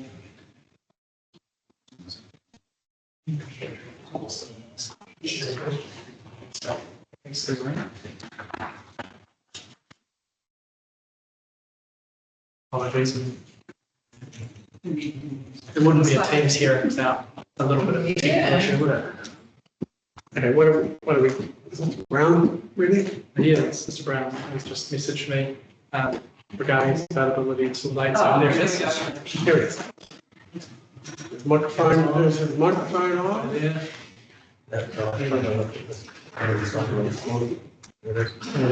Afternoon. Can you hear us, Mr. Ellis? Yes, I can. Thank you. Thank you. If you could please just give us a very brief, no more than 2 minute summary of any of the high points of your evidence you want to cover, and then answer any questions from the panel, please. Sure. Well, afternoon. My name is Johan Ehler. I looked at civil servicing for the proposed development. One of the big challenges is wastewater disposal. But what the site also provides in terms of opportunities is that it is a large site, 200 hectares all up. There's about 100 hectares needed to manage stormwater and for conservation areas and things like that. So that leaves 100 hectares net yield. We are proposing to utilize some of that areas initially for on-site wastewater disposal. The application rate to the land is quite low because of the soil characteristics. So what we're proposing is a 22 hectare area for disposal with 11 hectares in reserve. So a 33 hectare area set aside in total, which would allow for about 850 lots, plus about 5 hectares commercial, which would then allow flexibility and time for this developer to work with council to flesh out exactly what the future wastewater upgrade would look like. So it's either the plant in Kerikeri or one in Waipawa. In my view, the Waipawa one offers distinct advantages for the community as a whole, but it is a more difficult one to get over the line. But utilizing on-site disposal on this site in the first, for the first 800 to 900 lots allows a lot of time to get that option over the line and implemented. On water supply, wherever you develop in Kerikeri, there will be bulk water supply upgrades and treatment upgrades required. So it's really, it doesn't matter too much exactly whether the development occurs. Then on stormwater, Mr. Kuta's solution requires that flow channel to be cut through the site, but that is the flood protection solution. And then on site itself, one would need to construct the usual stormwater attenuation and stormwater treatment practices, which I think will need about 1/6 of the net development area.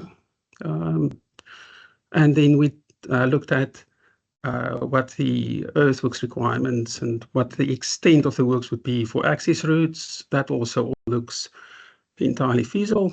Yeah, so in a nutshell, that's where I'm at. And thank you for that short and perfect summary. I'll see if our commissioners have some questions for you. Sure, thank you. Just starting at the end there, you're talking about earthworks for the access ways, and I don't know whether in scope anymore, given that these are indicative access points, but your evidence in chief had some really helpful images at the back, sort of aerial photo type things with what I think I understand the extent of earthworks. They look reasonably significant to me, particularly like going through that holiday park property, for example, in order to up height to get a bridge across. What have you got any idea of what sort of heights they'd be going up? I think the approaches are in the order of 6 meters high, and then the cut through the cliff face on the other side, maybe 8 meters or so. It's been some time since we've done that detailing. So if you wanted accurate figures, I could send that through to Mr. Duisberg to provide to you, but it's in that order. Are there no alternatives to doing that sort of level of earthworks? Can you use the existing land and sort of, I don't know, is it just kind of, it's just a different... Yeah, that site through the holiday park, it's really the peak flood levels in the river that dictates the minimum level for the bridge deck. And one can't really get away from that. So yeah, that's what's been dictating that. Even at Gold View Road, which is further downstream, and the gradient of the river surface is quite steep. But even at Gold View Road, where the water level on the river is lower during flood conditions, we still need to raise that bridge deck to get that bridge above the flood levels. Yeah, it looks like you've got a bit more room to move if the golf course land is available, I guess. To make that. Yep. Yeah. Okay. No, that's helpful. Thank you. My other question is in relation to the wastewater on-site treatment and disposal. We heard from the council yesterday that an issue was the cost of rehabilitating that land after it's no longer required. Is that a significant cost? You know, not in the context of the development. You know, we are looking at the second of 2,000 lots. So in the context of development of this magnitude, I don't think that will be a prohibitive cost. Have you been involved in any projects where they've done that? They've put in a private wastewater system of this scale, and then it's been taken out later on because it's been connected to the public system, or not? No, I've never been involved in a project that's done that, but I have been involved with the Napier wastewater treatment plant, where we considered all of the options to dispose of wastewater and of sludge. So typically what you do with land that had on-site disposal, if you want to put it back into primary production, you've got a down period of 3 to 5 years. So I would expect that there will be a time period between the land being decommissioned for wastewater disposal and it actually then being developed for residential use. One would need to do all of the contaminated site work, so all of the hail work would need to be done. The treatment process that's selected to treat the effluent before discharge onto the land would need to be of a high standard to ensure that one doesn't dispose of contaminants. And domestic effluent doesn't have the heavy metals in it that industrial effluents do. So one would just need to make sure that the discharge from the commercial areas are just of a domestic nature and not an industrial nature. Just one final question, if I may. Spatially, where would you put it on site? Away from watercourses. Away from watercourses. Away from watercourses. It's It's quite flexible. Yeah, it's not shown on the precinct plan anywhere, but is that kind of undecided at the moment, and you want to be flexible? That would be the driving factor, that one doesn't want to have a discharge directly into water. So we haven't really nailed that down on exactly where it would go. I think in a plan change, there could be performance criteria around that to put a minimum buffer distance, for example, to specify the maximum gradient on which the disposal can be, so that one can't go and put it on steep slopes that's in a watercourse catchment. It needs to be land that is flat enough, and one would need to look to see what that means. But those would be the guiding principles. Okay, well, maybe Mrs. O'Connor can help us when we get to the understanding the provisions about wastewater disposal, what we're calling it, comprehensive development plan would require the council to look at. Yeah. Okay.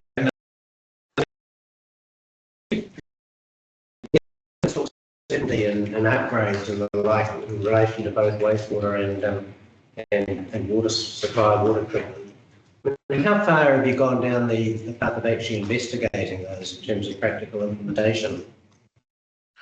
Well, the last discussion I had with council officers was some time ago. That was when the previous LTP was still in place with quite large budget provisions for the wastewater upgrades. And at that point, the message was that the budget provisions are there as indicative signals on the requirement for significant wastewater upgrades. The projects haven't been identified. So the specific project for Waipawa, for Waipawa treatment plant, the actual site hasn't been identified.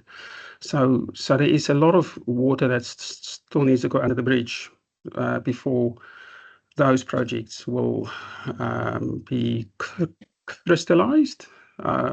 So that's the uncertainty I'm talking about. I mean, that sounds to be a significant degree of uncertainty. And you finish your evidence talking about subdivision only being approved if servicing is available and the council's not under an obligation to prioritise funding, etc. Yeah. I mean, the understanding is the council's not blessed with considerable funds to undertake projects that are not in their long-term development or long-term planning and the like. Does that suggest it's too far off approval? That the whole satisfactory meantime? Well, the way I see it, on water supply, regardless of where development occurs in Kerikeri, there will need to be upgrades in the raw water supply and also upgrades in water treatment capacity and then the associated trunk mains, which would depend on exactly where the developments are located. If a specific development requires a trunk main, then that would be a cost on that development. The upgrades for raw water and water treatment would be spread across all development. On wastewater, the time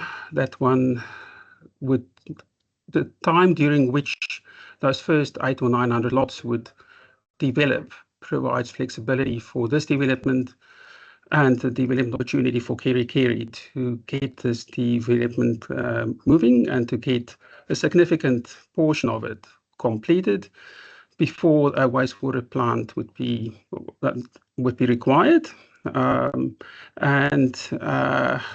That probably would allow more development to occur in Kerikeri than would otherwise be possible. Stormwater is standalone, so there's no issues there. So that's how I see one can manage that uncertainty. Wastewater treatment plants are probably one of the most challenging activities that councils undertake. And it will always take time to develop those plants. And it would be pretty good if Kerikeri could avoid the conundrum Watercare found itself in certain areas in Auckland, where they had to stop development completely due to a lack of wastewater treatment capacity. This option effectively provides additional wastewater treatment capacity by offering an on-site disposal option.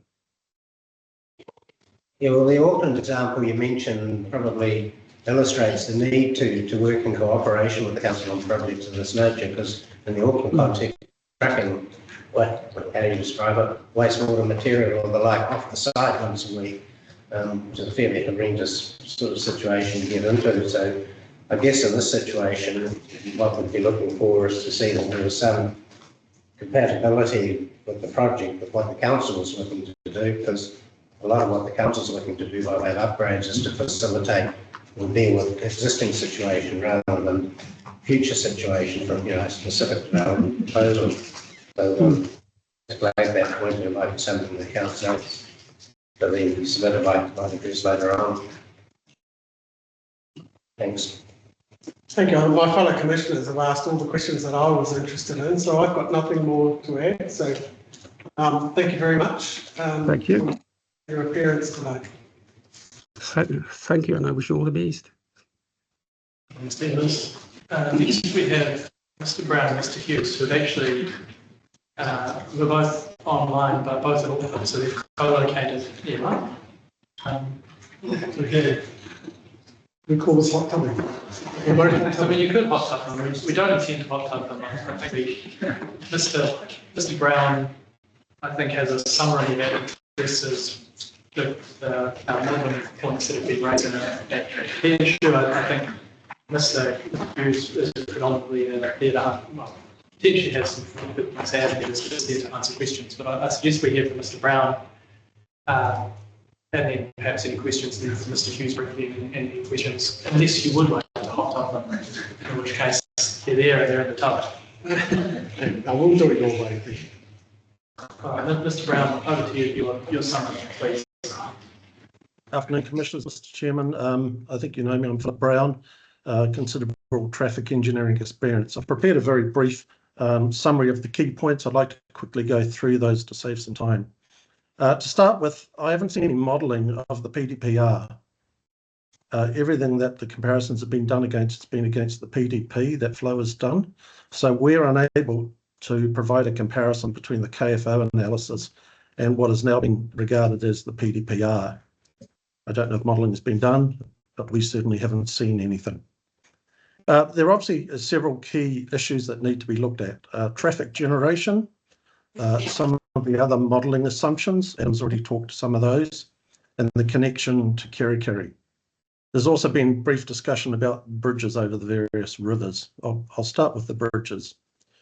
From a traffic point of view, we're very well aware of the importance of managing the flooding, and for that reason, all bridges within the KFO area, as far as I'm concerned, as well as the upgrading of the bridge on Golfview Road, are not only going to be designed to provide that necessary connectivity, whether it be for pedestrians or vehicles, but more particularly designed to provide for the flooding needs. And already there's been some high-level discussions between Johan, who you've just heard from, myself and Ladi about what's expected in the way of bridge design. But there hasn't been any further work other than those high-level discussions.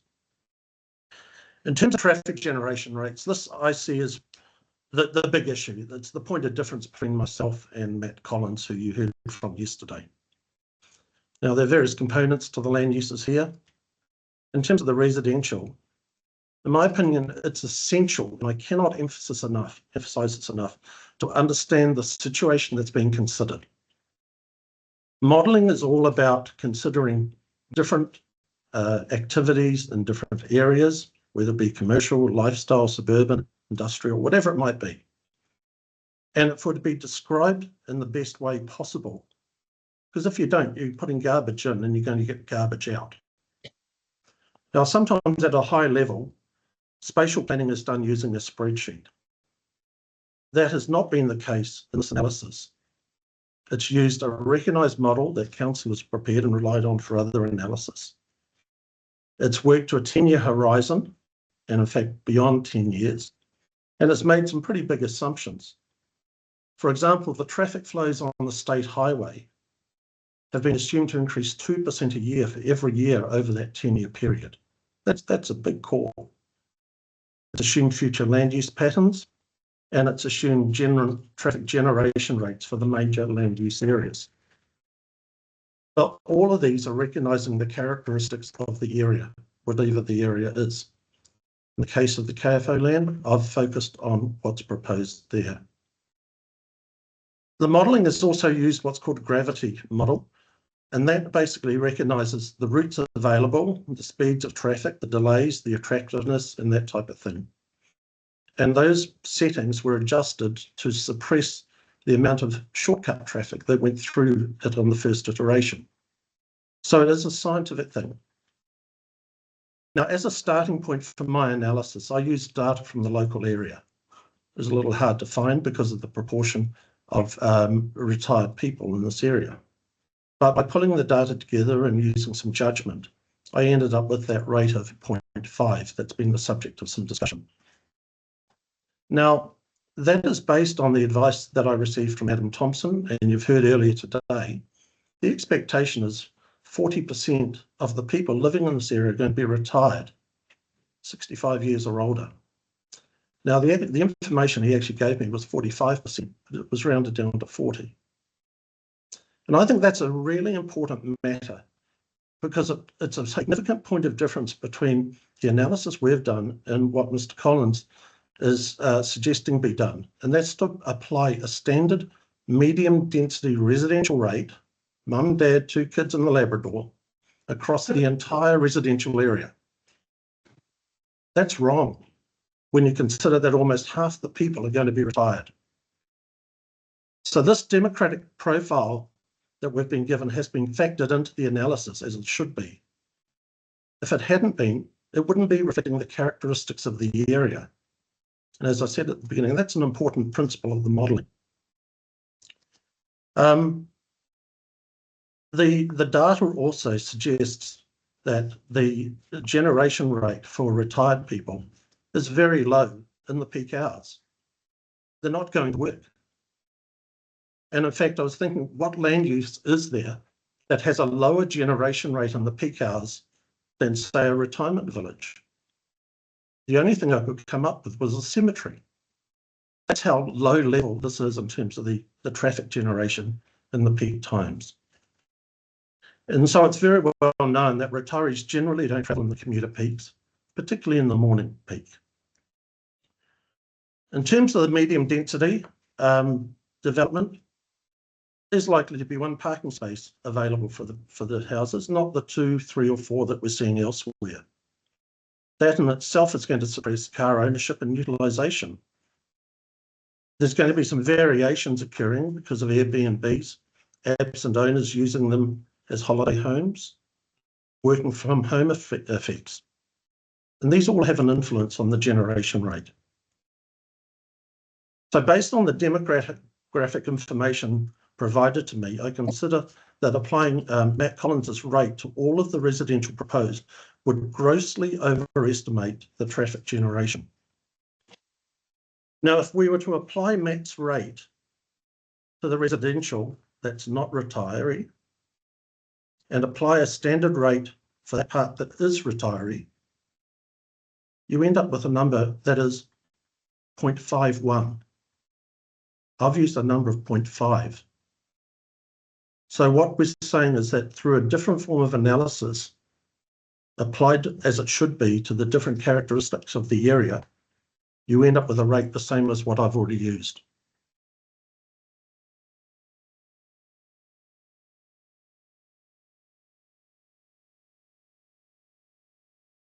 An analysis of the morning peak period was also likely to be conservatively high because obviously trips are going to be on the network from these retirees by using my rate, when in reality, that's unlikely to be the case. So for the morning peak model, there could actually be more traffic in the model than what will actually occur. For the non-residential use, there are a couple of significant areas with shops and services. The biggest one is off to the western side, close to the state highway, and there's another cluster of neighbourhood shops. Now, I have drawn on industry data they've actually collected and contributed to a national database for the profession to benefit from. So this is all publicly available information. And it's based on data from various sources. The biggest one is a development that I did in New Plymouth. It's a large retail development that had a supermarket, LFR, fine grain retail. And that received consent, but that was after a brutal and what I would call the most exhaustive review I've ever been subjected to, not only by NZTA and council, but at least 3 other consultants. All of that data is in the industry database. For the other retail, I used 2 suburban retail centres, and again in the database. And that covered things like pharmacies, laundromats, Repco, liquor stores, bakery, butchers, superettes, dentists, beauties, cafes, that type of thing. It's not just a lotto and a $2 shop. It's the sort of mix that you would find in an area like this. And from that, I actually took the highest rate from those sources. And that data is also published. So I consider that I've used the relevant data for the neighbourhood centres, and I consider it's appropriate for Kerikeri. Now, as you've also heard, there's the significance of the internalisation. This is a large area. Having these shops and these services in the area means that people do not have to leave that area. Now, I don't have the expertise to pick a number. So that's why I turned to Adam Thompson, and he provided me with those internalisation rates. And as an expert, I need to recognise the expertise of others that I draw on. And it would have been wrong and totally inappropriate for me to make my own assumptions. So my analysis is actually based on an assessment provided by Adam rather than an uninformed guesstimate by myself. There's been some talk about connections to Kerikeri, as Mr. Stosberg has indicated. There is an intention to provide, and there's still pursuing the connections there.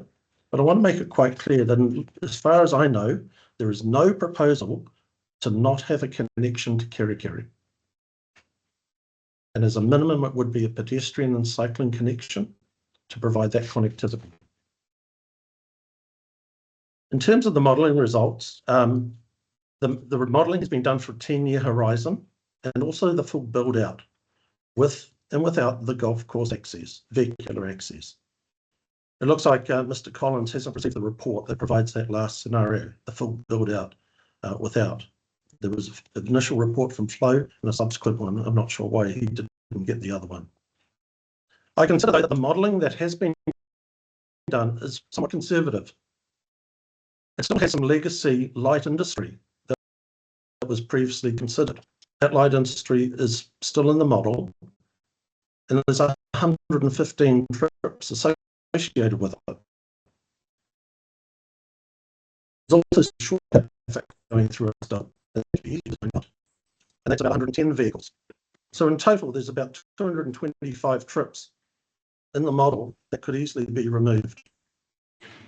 Now, in my mind, it's very easy to drill down and look at the finer points of the numbers and quote queue lengths to the last metre. But the model is a mathematical outcome and it's based on a number of assumptions. And I think at this high level, it's important to consider more what the model is saying is the hotspots rather than that precise last metre of queuing distance. Now, if the delay is too long, or the queue is too long, people won't stay in it. They will change their behaviour if it's unacceptable to them. This is called peak spreading, mode shifting, changing their patterns, maybe carpooling or working from home. But what I've established from Flow is that some of the peak queues are also for a very short period of time. So they may only last 10, 15 minutes. And the rest of the day it's fine. So we need to be careful that in the design, we're not over-designing. Because if we do, we could lead to a very vehicle-centric environment. So moving on, the next steps will be to look at this data and consider it in the context of managing the overall network. And it is a balance between predicting and providing versus deciding and providing.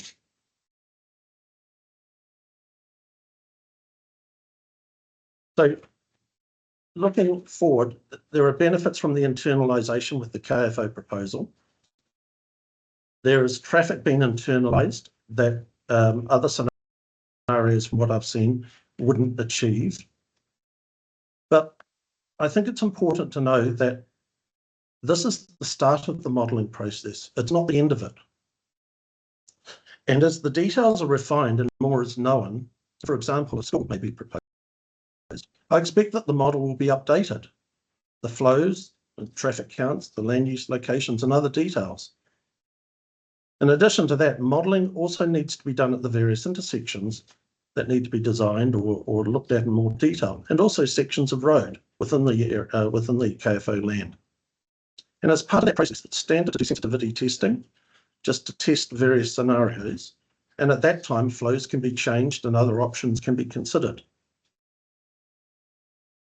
So there is still more work to do to understand the finer points of the operation of the area, but the modelling itself is providing comfort.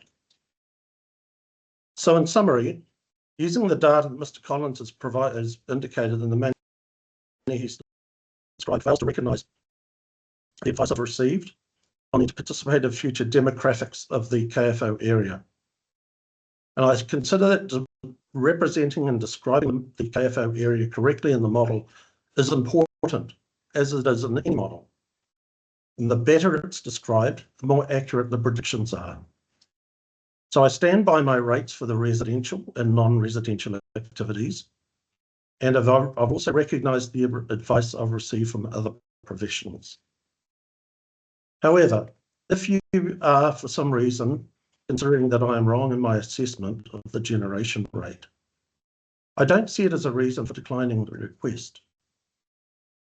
All that has to happen is for the threshold, that's the 1,600 dwellings, which has been tested for 10 years, and above which an ITA is required. All that happens for that number to be reduced a little bit. Maybe it comes down to 1,400. I don't think 1,200 would be too kind. So in light of the information I've received, I'm very much opposed to the application of the rates matters described in the manner he considers should be done. And I consider that the modelling done for KFO is more reliable. Thank you. Good afternoon, and thank you, Mr. Brown. Are you happy to answer questions now, and then we'll move on to the next witness? Yeah, good afternoon, Mr. Brown. Long time, I say. Indeed. What can you tell us about the proposed connection through Kerikeri along, from the drive or the like? How important is this proposal? Is that connection? A connection for active modes, walking and cycling, is very, very important. The modelling is showing that there are benefits in having it for vehicles, but at the 10-year point, it's not essential. But despite that, there is, as I mentioned, work being done to continue pursuing a connection in that area, and I would certainly encourage that. So you don't see that as necessarily important initially, but long term it's a benefit. Yes, that is correct. Yeah. Just if I could expand on that, the design that I've done with Johan has looked at the topography of the land, and through his flash computer systems, it's considered council's design standards and the nature of the land. And there is a degree of confidence at this early stage that connection for vehicles can be provided.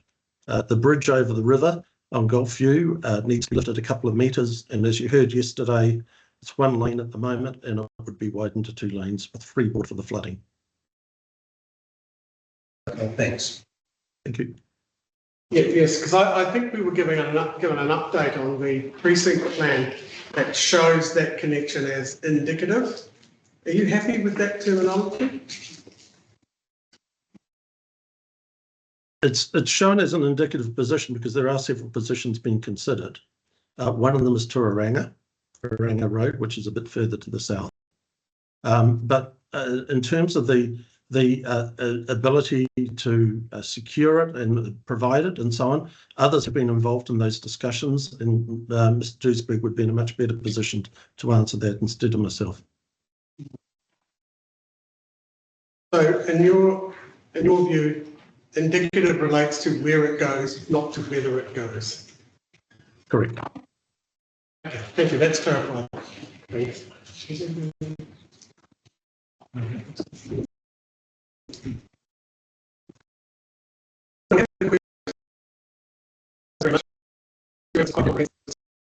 Sorry, we're going to ask you questions about, and you clarified those. So thank you. I anticipated them, so I thought I'd do that.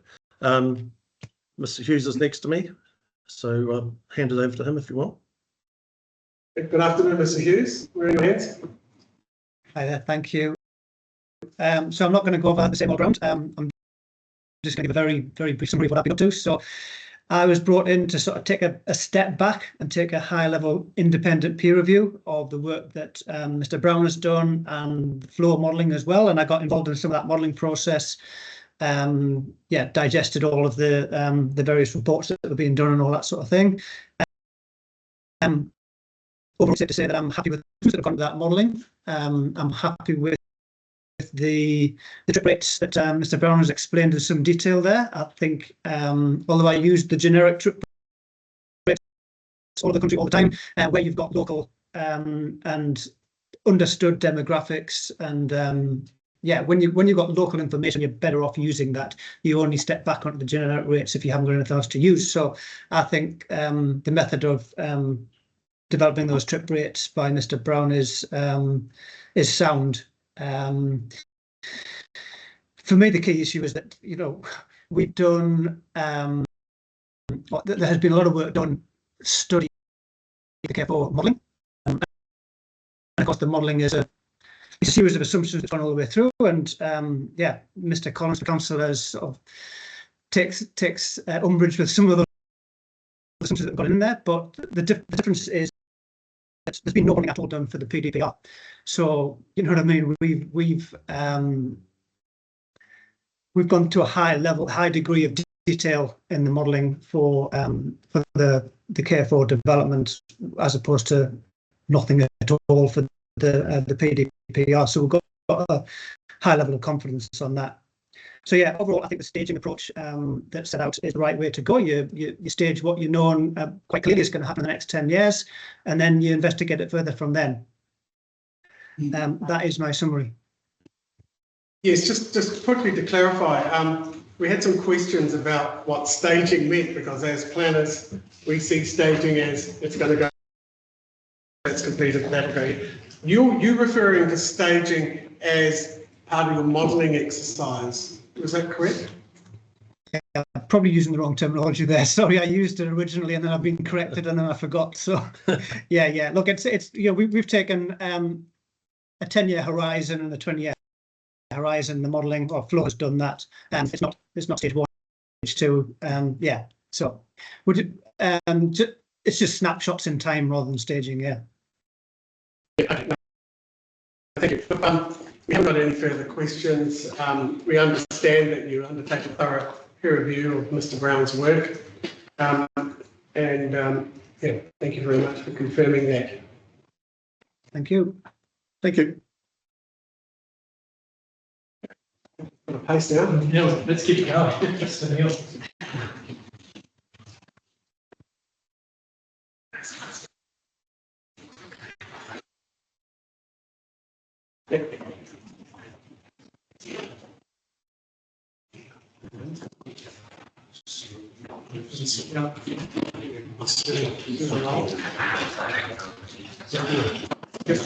Good afternoon again, Mr. Neil.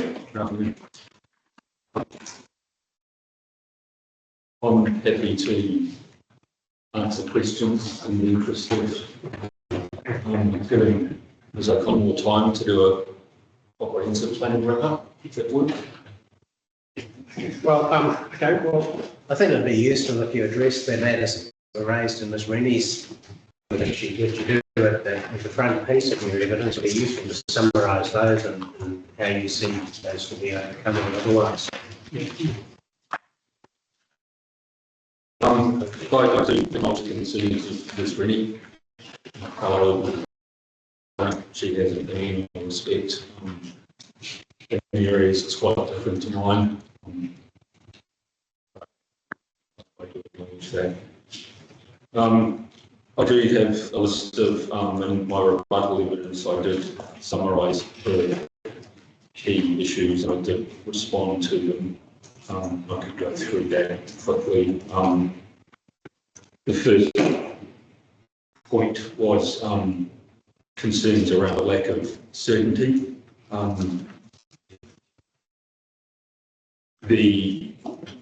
As we've discussed mostly today, the comprehensive development plan, the whole purpose is to address pretty much everything at the correct time and take that time to get it right. I would envisage a lot of collaboration with an applicant around urban design with the council to comprehensively address that and include agreed best practice urban design principles. I would expect the council to ask an applicant to do that.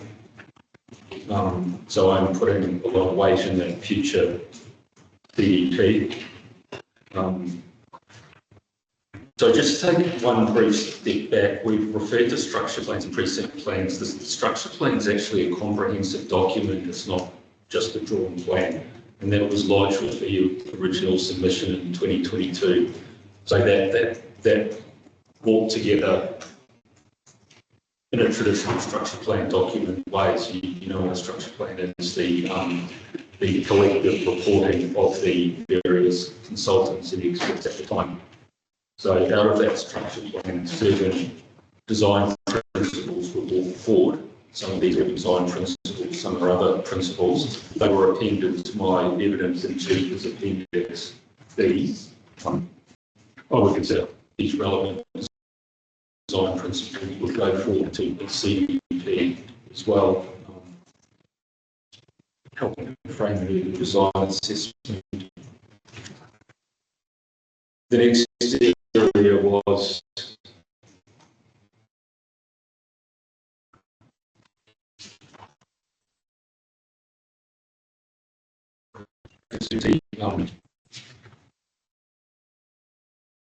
so there was a comment that there is it's not mandatory to actually do the CDP or link it to a precinct plan.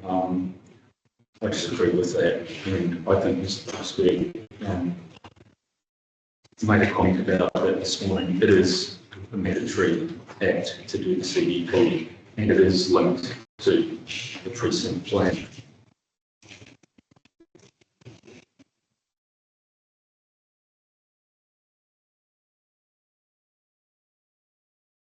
Loss of local character. I dispute that in that our plan does not overlay the existing area of Kerikeri-Waipapa, so it's not going to alter the character of those towns within those town boundaries. It's adjacent to it. Local character, the local character of Kerikeri can be extended through the proposal. And by local character, I know there was some questioning to Ms. Rennie yesterday about local character, and fairly it was pointed out that there hasn't been comprehensive character studies done, but there are some, in my opinion, significant contributors to the existing character, which are height and the spacious nature of Kerikeri. It's the character of Kerikeri, particularly in the residential area, to my mind, is similar to a mixed housing suburban zone from, say, the unitary plan, which is spacious and limited to 2 stories, and it's predominantly mixed dwellings with some attached dwellings. To my mind, that character would flow through by using the general residential zone, which would limit the height of buildings to 8 metres in the residential area. There would be an allowance for pockets of attached dwellings and consolidating density in certain areas that would be defined in the CDP, similar to the development down the road that we talked about, the Habitat for Humanity development. Clearly, the character of the site itself will change. That's not disputed. That will change to a suburban character. The character of Waipapa being big box, it's one of the reasons that we actually indicated the mixed use zone down that end of the site, so that corresponds to the scale and character of Waipapa. It's more comes to Kerikeri, responds to the character of Kerikeri.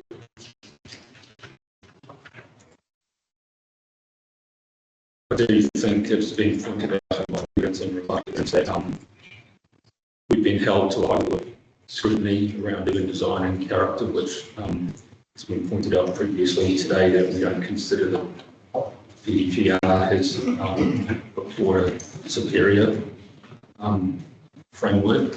what we're proposing, or they have.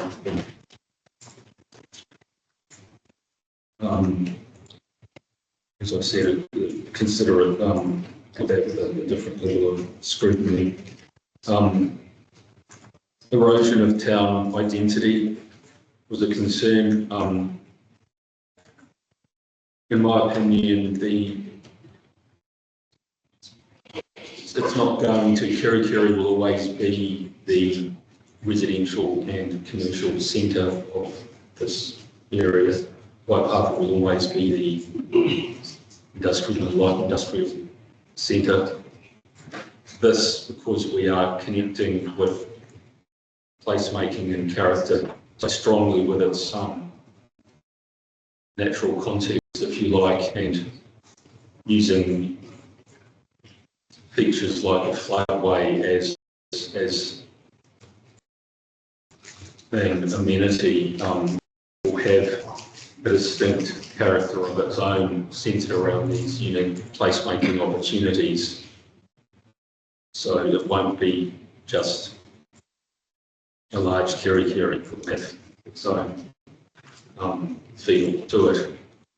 And this again can be addressed at the CDP stage with actual placemaking in detail and indeed guided by what do I recommend potentially some more precinct objectives or policies and rules, just as a bullet point, not to expand it right out, but just to actually make the point that you know, the applicant does want to see this develop in this way. Is very fits with the design.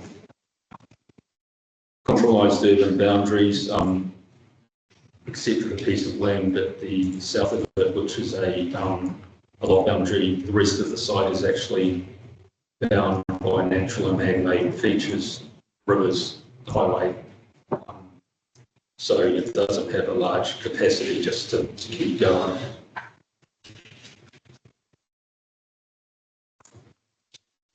Efficient urban growth.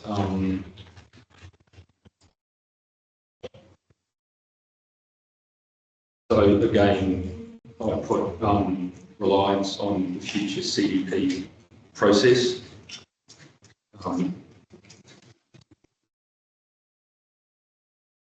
Ms. Rooney did make a comment about some medium density residential around the walkable catchments of the proposed local and neighbourhood centres.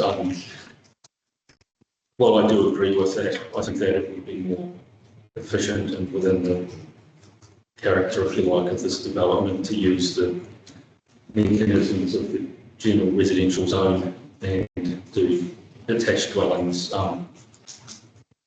enabled, if you like, by that zone, which has two-storey terraces or duplexes or apartments. Sorry, can you just repeat that bit? Just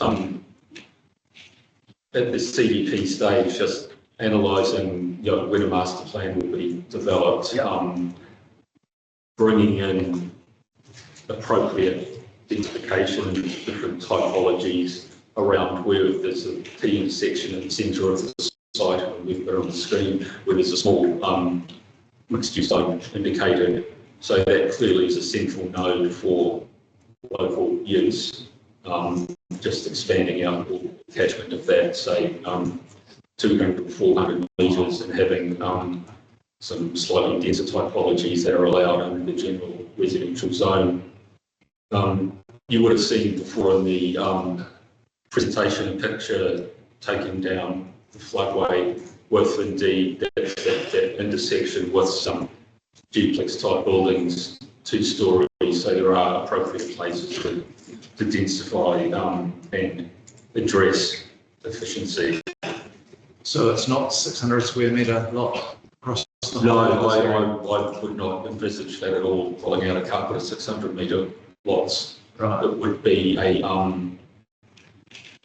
it would be quite a rich neighbourhood, or rich as in rich in character, with diverse housing types in it, housing types of all scales of affordability. But it wouldn't go the other way where it will be 300 square metre lots or, you know, 3 houses on a 600 square metre lot. We're just getting a good balance, and as Adam pointed out previously, Mr. Thompson, that would need to respond to a market reality that, you know, what is actually going to get built, because we plan for something that would get built or have to be changed later to do something.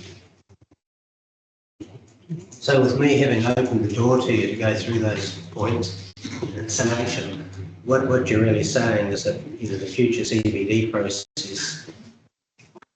really addresses the concerns in your view that Ms. Rennie's raised, and there is a difference in views between the two of us, but you see the CBD is bringing those views closer together or giving you the opportunity to cover off some of the concerns. Yeah, no, I do, and this, you know, especially urban design aspect of this proposal, it doesn't finish today. It's like Mr. Brown said, it's just the start of the process, and given the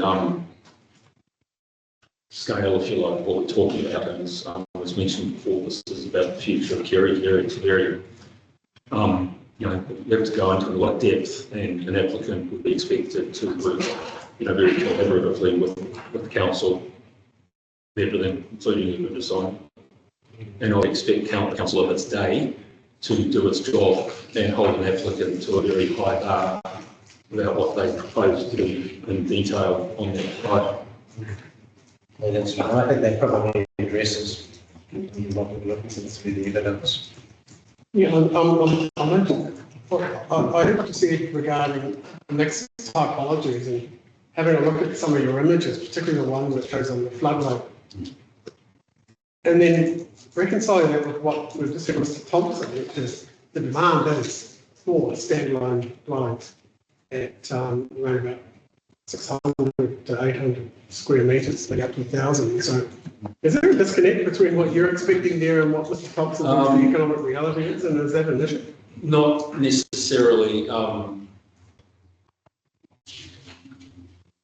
There's different, well, there's obviously different sorts of developments. The one down the road, the Habitat for Humanity one, is done purposely as social housing, and they want to get as many on the site as possible, and that's good. That's what you do. You've done a lot of that itself.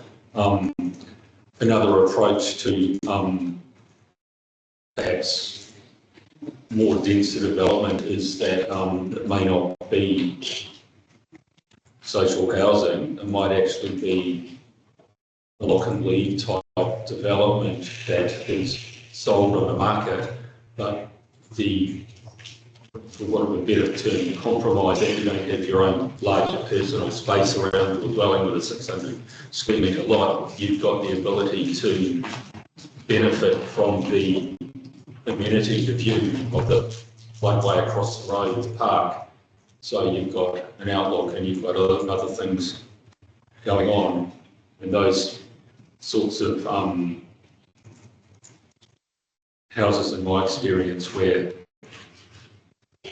you've got a counter, if you like, to a smaller site and a smaller house, and you know there is a market for lock and leave, high quality small houses would be appropriate to put in that area.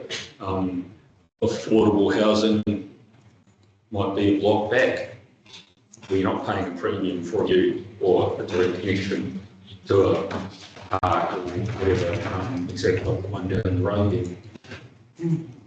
Yeah, it's just that we got the distinct impression from Mr. Thompson that the market was demanding, you know, attached dwellings primarily. Well, that, yeah.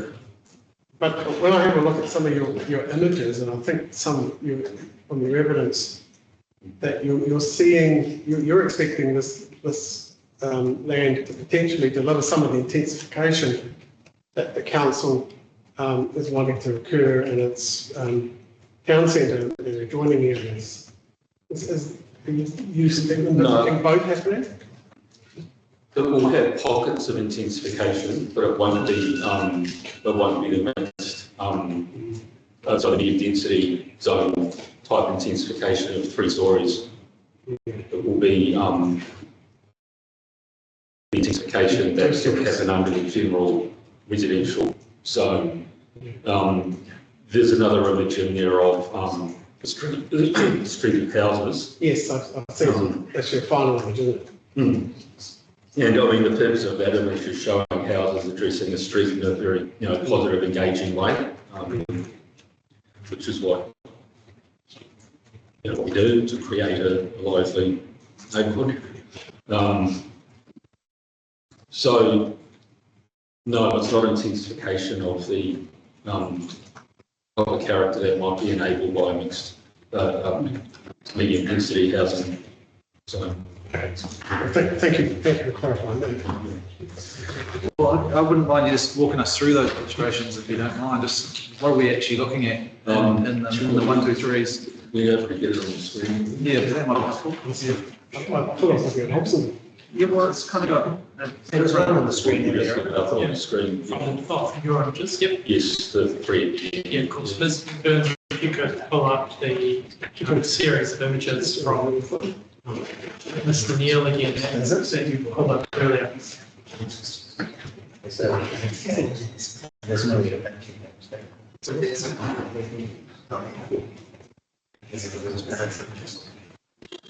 Yeah, and I guess that's, in the context of what are these images showing 600 square metre lots, 300 square metre lots with development on them, and how is this portraying character of Kerikeri-Waipapa? Or as you're saying, it's going to create a new character that's not a complicated thing. Is that kind of what you're saying? It's got its own. It's got the character of Kerikeri, as I said before, perhaps the height and spacious nature of the vast majority of the site. Then on top of that, the character is really developing from its context, its physical context, and placemaking is based on the actual context, the land it's built on. And the floodways are part of that. Is that what you're saying? Yeah, it is. Yeah, it's pretty really good actually. Okay, time now. So on the actual precinct plan drawing, you'll see the central T, that small area of mixed-use zone land, which, as I said before, is there as really the local residence amenity area. Okay, here we go. It's good. So we perhaps go to that structure plan page or precinct plan page, sort of show you where some of the I'm starting to experience what Emma was going through earlier. This way.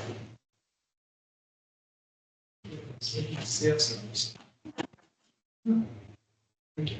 Oh, it might be my connection. There you go. Yeah, so there's the first two images are of the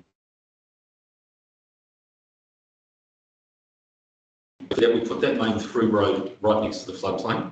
So that what that means is that opens up all that area as park area for everyone because it's accessible directly from that main road.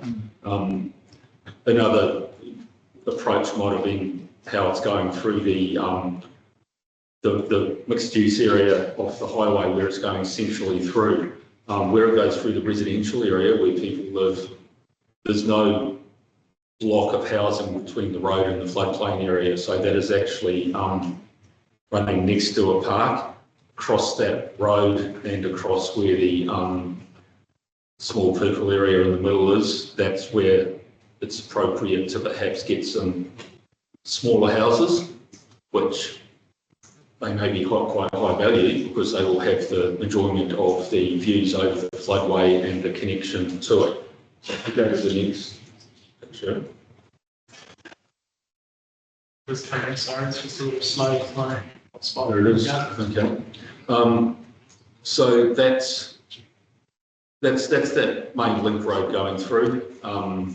That's the floodplain area. The difference between that picture and the picture that's appended to my previous ones is there's a bridge on it. There's So is that the same as illustration 1? And Yeah, it is. It is. The difference is the bridge is gone because apparently that's not a bridge you put in floodplain, was pointed out, and it was told you design a different kind of bridge than that. So I took it out. As Letty said before, it's very feasible to get pedestrian connections across there. They've just got to be designed in a way that don't catch debris or whatever. So that's pretty much how it would work, just in non-flood times. Letty has indicated it's quite feasible to get a trickle of water going through as a stream. You can see, duplex and slightly denser typologies, 2 stories across the road looking over that. Then you can see, you can start to see some larger houses on the other side of the floodway. So where that white car is on the corner, that will be the intersection where you may have your neighbourhood shop with a professional office on the first floor or something in that central area. So, cafe or whatever works there commercially. So if you just go to the next picture, it's coming up. So again, that's that same central area, 2-story commercial floodway. Directly accessible from that road going through with larger houses on the other side of the floodway. Just go to the next picture.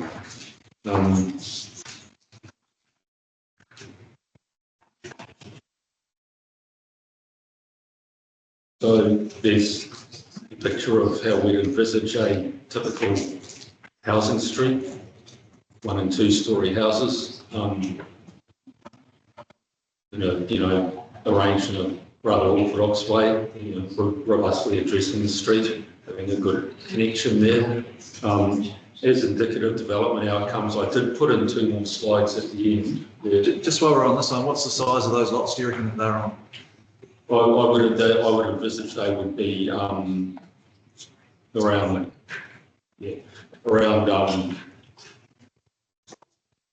between 550 and 650 square metres.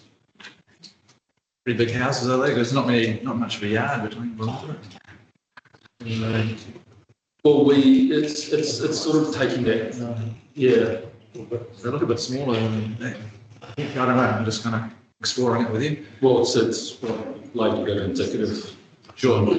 Yeah. I mean, it's there to communicate a concept that the houses address the street, and I would perhaps envisage at a CDP stage there will be design guidance for houses with literally common sense developable rules like front door facing the street, certain amount of glazing from a habitable room, all the usual stuff that we'd like to see in well-designed and well-planned development, so you get that social and sector connection with the street. People go to drive their cars onto their property and park their cars in, is that? I would think some of them, yeah, have an internal garaging and boat. Yes. Yeah. I mean, Adam made the comment before about other regional towns. I was involved in the hearing for Wanaka last year and had a good look around there. That's an example of a town which has got quite a low-rise core, and it's got some very successful residential developments being built around it. They're well planned, they're extremely popular. Diverse range of people live there, retired families, workers combining to rent a house to flatten. And yes, the market would want houses where you could park the boat. It's providing for people's lifestyles and how they like to live. Sorry, we just go to the next one. So the last two, it's also an indicative development outcome to connect strongly with the local environment. I think we're slides. Not sure, it's just my section is being very slow.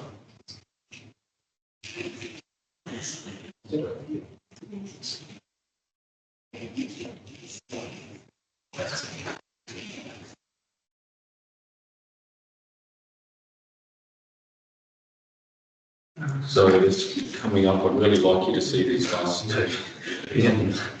What they are walking trails through the local natural environment. Yeah, and they were actually taken by the photographer for the applicant of the immediate area to the site. So this is a core part of this proposal, and part of its character, if you like, is very much integrating in a sensitive way with the local environment for the enjoyment of both the people who live there and the wider Kerikeri-Waipapa community. Accessing the waterfalls, enhancing the lifestyle, if you like, the active lifestyle that people live here for and enjoy. It's not a full urbanisation of a piece of land. I just had two real quick last questions. In your rebuttal, in your conclusion, paragraph 45, you talk about greenfields expansions of similar towns to Kerikeri have proven popular, blah, blah, blah. What are those other towns? Is that the Wanaka? Oh yeah, I was actually had Wanaka in my mind when I thought of that. Anything else other than Wanaka or just? Taupo. Okay. Just towns that are popular and expanding. They regional towns, towns of low-rise character, if you like, that people go there because they want to live in a town like that. Yeah. They tend to expand with well-designed, largely detached dwelling subdivisions that are connected with the cores of the towns. Yeah. People in Wanaka, Taupo here would like to, I would imagine, envisage living somewhere like the proposed site. Yeah. If they work in central Kerikeri, they can walk or ride a bike to work in a safe way on the state highway or on a Waipapa road with the cycleways just a couple of painted lines. So I wouldn't send your kid down that cycleway. And if there's a dedicated cycleway, quite safe to live there and go to ride to school, ride to work. That's the lifestyle. Okay, thank you. My last question is paragraph 43 of your conclusion. Just so that I've got this clear in my head, that's the second sentence there, which is quite strongly worded. Are you basically saying that the council's proposal is going to ruin the character of Kerikeri at the moment? Is that what you're saying? Is it profound and unmanaged change? That's quite strong words. I didn't use the word ruin, but I think it will cause a profound and at the moment unmanaged change in character. It will be three-storey walk-up apartments are big. They're not the scale of the Habitat for Humanity. So it's bigger than Habitat. They are, and when you're up close to them, they are big buildings. And if you have streets or blocks of those buildings, I'm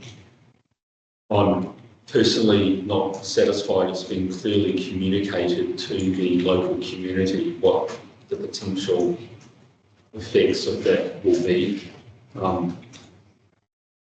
It's, somewhere like Waterview or reasonably central suburbs in Auckland are being built out with these three-storey apartment buildings at the moment, and that's fine. That's a different environment, more robust. The roads are wider, busier. I think here it will be a profound change. I do think that Kerikeri should remain the residential areas 2 stories and the central area 3. I think even 4 stories, predominantly through the town centre zone, would be a change in character. I think to everyone's amazement, there's a picture appeared in the Herald on Monday of an AI-generated image of 3-storey development in central Kerikeri, and I thought, yes, that's quite a nice balance. You put a 4th story on top, and with the proportion of the streets and the change in character from now, that's quite a change. Yeah. Okay. Well, thank you for that clarification. I thought So I do think it will be profound. Ruin is something Yeah, I would seek to avoid, and Yeah. so with Ms. Rennie, I'm sure she will be very hot on future urban design guidance of ruined, but that's different to profound. I'll strike that from the record. Just one more question before we go. You would have heard the evidence of Mr. Brown, the traffic engineer, who said some form of connectivity is essential to Kerikeri, even if it's just cycling and pedestrian in the short term. Yeah. Do you agree? There needs to be a connection, definitely. As it stands out, my evidence certainly, and the precinct shows a road. That would be the first choice. There needs to be a connection, direct connection somewhere. I wouldn't be sitting here supporting it if there wasn't, not necessarily through the golf course. If better or alternative tracks were found, that would be the purpose of the CDP, was for that to be analysed in a rigorous way at that time. Okay.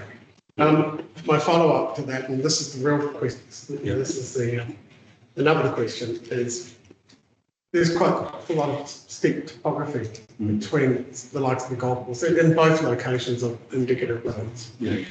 How much of a barrier would that create to your connectivity aspirations, particularly for cycling? I mean, you can e-bike. Well, as I said in my evidence, all the roads will be constructed to relevant standards for grades and walkability. It's not, depending on how this works out, it's not out of the realm of possibility for a CDP that, well, there's a road that might be at maximum grades. There may be with a cycle path, there may be an alternative cycle path that connects back with the road at a bridge at a lower grade. Yeah, I mean, we'll find out when we go out on the site, but I got the impression that the grade from the golf course is quite steep, and where the indicative access is, and maybe it's potentially gentler if you move to the other location, which is B. Yeah, so grades are important, okay? They are for pedal cycling, yes. I think what the takeaway is, there's a lot more exploration to go, and there needs to be a connection, and it's got to be a viable connection that works for everyone. I mean, that connection